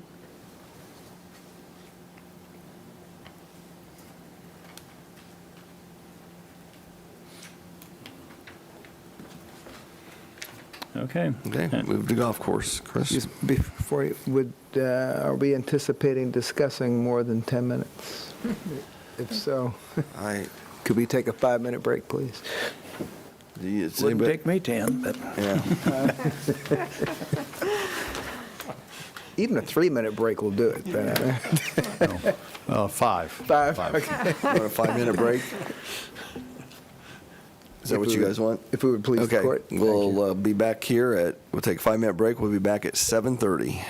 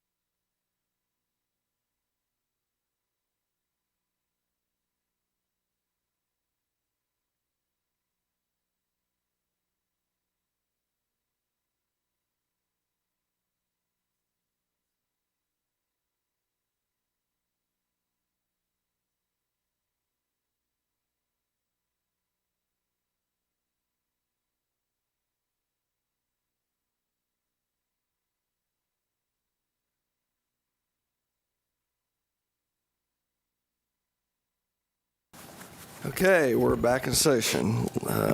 Chris, golf course. Yes, sir. At the last commission meeting, we were asked, I was asked the question, how many current memberships we had at the Muni, and the current numbers are as of when this was put together, were $90,019 worth of memberships, 262 total of varying types. Commissioner Hodges, thank you. I can't remember if I asked that question, but if we wouldn't have opened the golf course at all, I'm assuming that those would have been funds that would have needed to be refunded to the users. Yes, ma'am. I mean, we could always offer the option to extend the membership based on the number of days that we were closed, but we did receive multiple requests for refunds. So Mayor Hoppe, some of these are week or monthly pays, and some are paid annually, so not all of it would have been refunded, but some of it would be income we would not be receiving, so it's a combination. Yes, sir. So that accounts for about, Commissioner Franz, that accounts for somewhere between 10 and 15% of the revenue stream? Yes, sir. In the memberships? Okay. The other thing, I'm sorry. I'm sorry. Just, Commissioner, it's got nothing to do with the theory behind this, but how come the platinum couples are more than twice as much as the platinum individuals? Is it the same level membership? I'm just looking at the numbers and say, boy, these numbers just they're not proportional. Even if you give a discount for a couple, it's just. That would be a solid question for Mike Hargrave. I can follow up with that for you. Just mathematical curiosity. All right. Sorry. That's a good call, because we have 48 platinum individuals at a current value of $5,000 and 37 couples at a value of $40,000. So there's something that doesn't work in the math there, unless there were platinum individuals that had monthly memberships and they stopped. I don't know. That would be a good question to ask. Mike, I'm not sure if Mike Hargrave's on the line. He was going to call in. Mike, if you're catching it, Mike, if you're catching this and have an answer, please press *9 and I'll unmute you.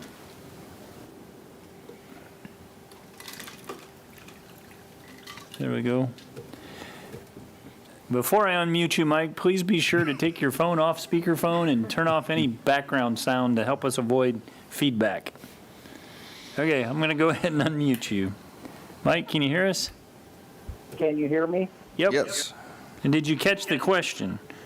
The platinum couple, there's 37 platinum couples with a current value of essentially 41,000, and there's 48 platinum individuals with a current value of 5,600. And they're trying to understand the price point for those two. Those don't seem to sync up.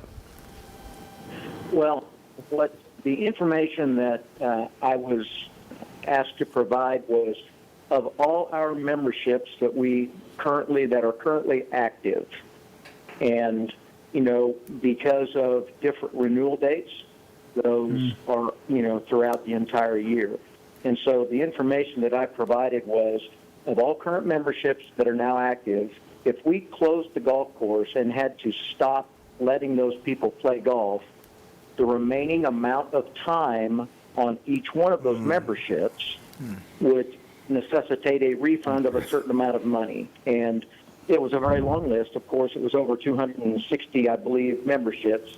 And that's what that $90,000 is. That would have to be paid out if the scenario was to close the course. That's the remaining value on each of those. Remaining value on each membership. Okay, that makes more sense. Okay. And so to say that the couple's membership is worth this on an annual basis, it's difficult to pinpoint that one because, depending on when they renew, and maybe they renew in, or maybe it expires like in December, and so they're going to wait till April when it gets nice before they renew. So when some people will go ahead and renew, even if it is late in the season, like November or December, because, the season, a number of people do play throughout the entire year. As long as there's no snow or frozen moisture on the course, we have people play.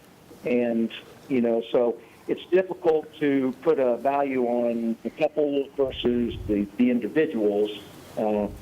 that's a little tougher number to nail down. Again, that list that you're looking at is a condensed version of what we would have to pay out were we to just shut the doors. Okay. So that is not the value of the membership sold to all of these various individuals throughout the year. It is what is remaining, and that is different for every individual because the purchase points are different. Okay, thank you. Yeah. Okay. Whenever their renewal dates would be or their anniversary dates. Years ago, you only bought your annual membership on January 1. That, we have not been in that financial model for almost probably 8 or 9 years now, to where we let them use the anniversary date whenever they buy it. They buy it in April 1, they'll go again until April of next year. So again, it's difficult to nail down just exactly what an annual value to couples versus individual memberships would be. Thank you. I just thought that was a real onerous marriage penalty there, and I was... Commissioner Franz here, if I could make a comment. I just took a real quick look at the budget, and the annual memberships amount that's budgeted is about $215,000, so it's considerably different than this number, which is just a remaining balance. That changes my understanding of the situation. Hey, Mike Hoppick here. Quick question for you. When you have tournaments out there, if they're, and I know you have some coming up that are charities, or like the two-man scramble that's coming up, you get paid for carts plus green fees by those individuals, correct? That is correct. Okay. So, okay. Any other questions for Mike? Mike, thank you for calling in. Okay. Thank you. Okay, Chris, go on. Yeah, earlier we were asked about the city manager's office and reporting, and just wanted to follow up that the golf course staff will provide a weekly report to Mike's office on operations. HR has confirmed that hiring part-time staff will not affect the work share program. We're just talking about tournaments, golf tournaments that are lined up right now, or the KAHRMM with 40 to 60 players. The Kansas Boy Junior Amateur Championship, 4 to 5 days with 100 to 150 players. The Kansas Junior Golf Association Qualifier, 60 to 90 players. Bethany College Tournament, 2 to 3 days, 110 players. So we do have a lot of economic impact that will be coming to the city with the golf course. Commissioner Hodges, you said that the golf course was going to be open next week? No, ma'am, it opens tomorrow. Tomorrow? Yes, Okay. ma'am. Okay, I just wanted to be sure. And the staff is all lined out on procedures and everything in terms of the adjusted tee times, the social Yes, ma'am. distancing and all that? Yes, Thank you ma'am. very much. And then the last thing that I have for you this evening, Commissioner Hodges, you'd asked for a more detailed Yes. plan on the Sunset Park ponds. Thank you. So the parks will vacuum up the water, debris, leaves, twigs, et cetera, from the ponds the week of May 18th to 21st with assistance from utilities. Specifically, we began removing water today. We'll finish tomorrow. Wednesday, the utilities department will bring their vacuum truck out to get the rest of the debris out of the ponds. Water will be pumped out of the ponds after a rain event as soon as possible. If water cannot be pumped out immediately, it will be regularly treated with insecticide to prevent mosquito larvae. The insecticide product is natural in composition and will not harm fish, pets, or wildlife, and the cost of chemical control of the ponds will be under $150 for the season. Thank you very much. I appreciate having that information to be able to share with people. You're welcome. Okay. Anything else for Chris dealing with Parks and Rec? Chris, thank you for the information. Thank you, folks. Okay, with that, it brings us to other business. Don't kill me, please, please. Commissioner Hodges, I have just a couple things, Okay. but they're all very short. The first thing I wanted to do is I wanted to thank Mr. Scragg and Monty from Utilities, specifically from Wastewater, in helping us handle a neighborhood sewer backup, which is something you never want to happen, but having Monty's knowledge made the whole process a lot easier. So if you could convey our thanks to him, I'd appreciate it. Commissioner Davis and I serve on the building authority. as representatives of this body, and I just wanted to make sure that you all had a heads up that the public library has instituted a no smoking policy on their campus, and it's going to be a discussion item for us at our meeting on Thursday. So I thought if any of you have very strong feelings one way or the other, it would be helpful for us to know them before that meeting so that we could convey that to the building authority board as a whole. And I'm not putting you on the spot right this instant, but if you need to communicate anything to... Mayor Hoppick here, do we have the one smoking area out there by the... I think we have two. Don't we have one by the... Actually, there is one by the front door on Ash, and there's one facing the At the chamber. east entrance, I East believe. entrance, yeah. Yeah. There's one over here. there's- up there's against One the at the wall. west entrance, too. There's kind of barrier tape, I believe, on the sidewalk that gets you back away from the entrance, and then there's a bench and an area on the east side at least. Right. So I just kind of So want... Commissioner, you're saying those will be affected, or? Those, I'm assuming that those would be affected if we go to a campus-wide no smoking policy. I would assume that it would include the entire grounds of the municipal complex. But we'll get more information on that, and I don't think that they're looking for a decision on Thursday. They just wanted it as a discussion item. So I think that, any questions that we have, I think that it'd be helpful for Commissioner Davis and myself to know about them so that we can bring those up and get answers for you. So my question would be, is that employees who want to smoke would then have to walk off campus to do so? I would assume so. The obvious place would be in front of the health department. I'm just being kind of tongue-in-cheek. Or the Chamber of Commerce. Yeah, or in front of the Memorial Hall. apartments Oh, across yeah. the street. Okay. Oh. I'm not judging that one way or another. I just know that can be a matter of concern for some. Or parking lots, which the parking lot Yeah. directionally challenged The is a building off-campus authority parking lot. lots, So I yeah. guess that might be a question of whether that ban applies to the parking lot as well. Okay.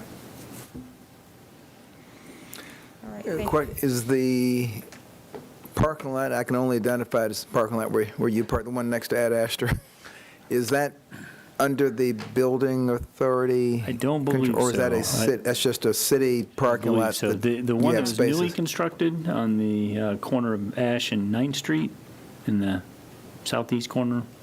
As you're walking out the front doors of the building, it's over to the right. That one's a building authority parking lot.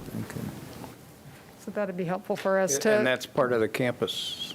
that would be helpful to nail that down. Yeah, thank you, and it's not anything I would have ever thought of, so thank you for that. And then I just wanted the final item is, I just wanted to ask for an update. I know that our intention was that we wanted to make every full-time employee as whole as we possibly could. And I've been hearing anecdotally from the private sector about delays in getting unemployment benefits, and I don't have, any knowledge about participation in the shared work program, but I was hoping maybe you could give us an update about, now that we've probably been through a pay period round, has all of that kind of come together and people are getting what they'd expected or what we'd expected? Fair question, and I don't entirely know. When we talked about leaving employees whole, we did the math. Right. And to have the math work out, but early on, I was concerned whether the state would get their program stood up. So we were a little intentionally slow out of the gate because we thought they might be slow. They have since said that they have things up and running now in terms of getting payments processed, but I don't know what our employees' actual experience is. Okay. But I do see that, Jim Kowach is on the line. I'm betting it's about the building authority, but Well, the questions have come up on the part of employees and department heads about, what will the city do? And beyond getting them in the work share program and doing a batch application and providing assistance to get set up, we are as dependent on the state as any other employer to process those payments. just speaking for myself, maybe if we could get something included in your next city manager update, or at the, at the next meeting, just kind of an update in terms of how we're faring and if we've experienced any significant hiccups or things of that nature, I'd appreciate it. Sure. Thank you. And we do have Jim Kowach on the line. Jim, before I unmute you, please take your phone off speakerphone if it is, and turn down any background audio feed to avoid feedback. Go ahead, Jim. Oh, yeah, Mike, I was just calling in to confirm the parking lot situation. The parking lot over at the corner of Ash and 9th Street is building authority where Public Works parks and several county people park. The parking lot where you and some of the executive staff park is also building authority parking lot. Okay, I didn't But know that. it splits, and then the east half of that is just a city lot, the one next to Ad Astra. So there's a city lot and then 2 building authority lots. Okay, thank you.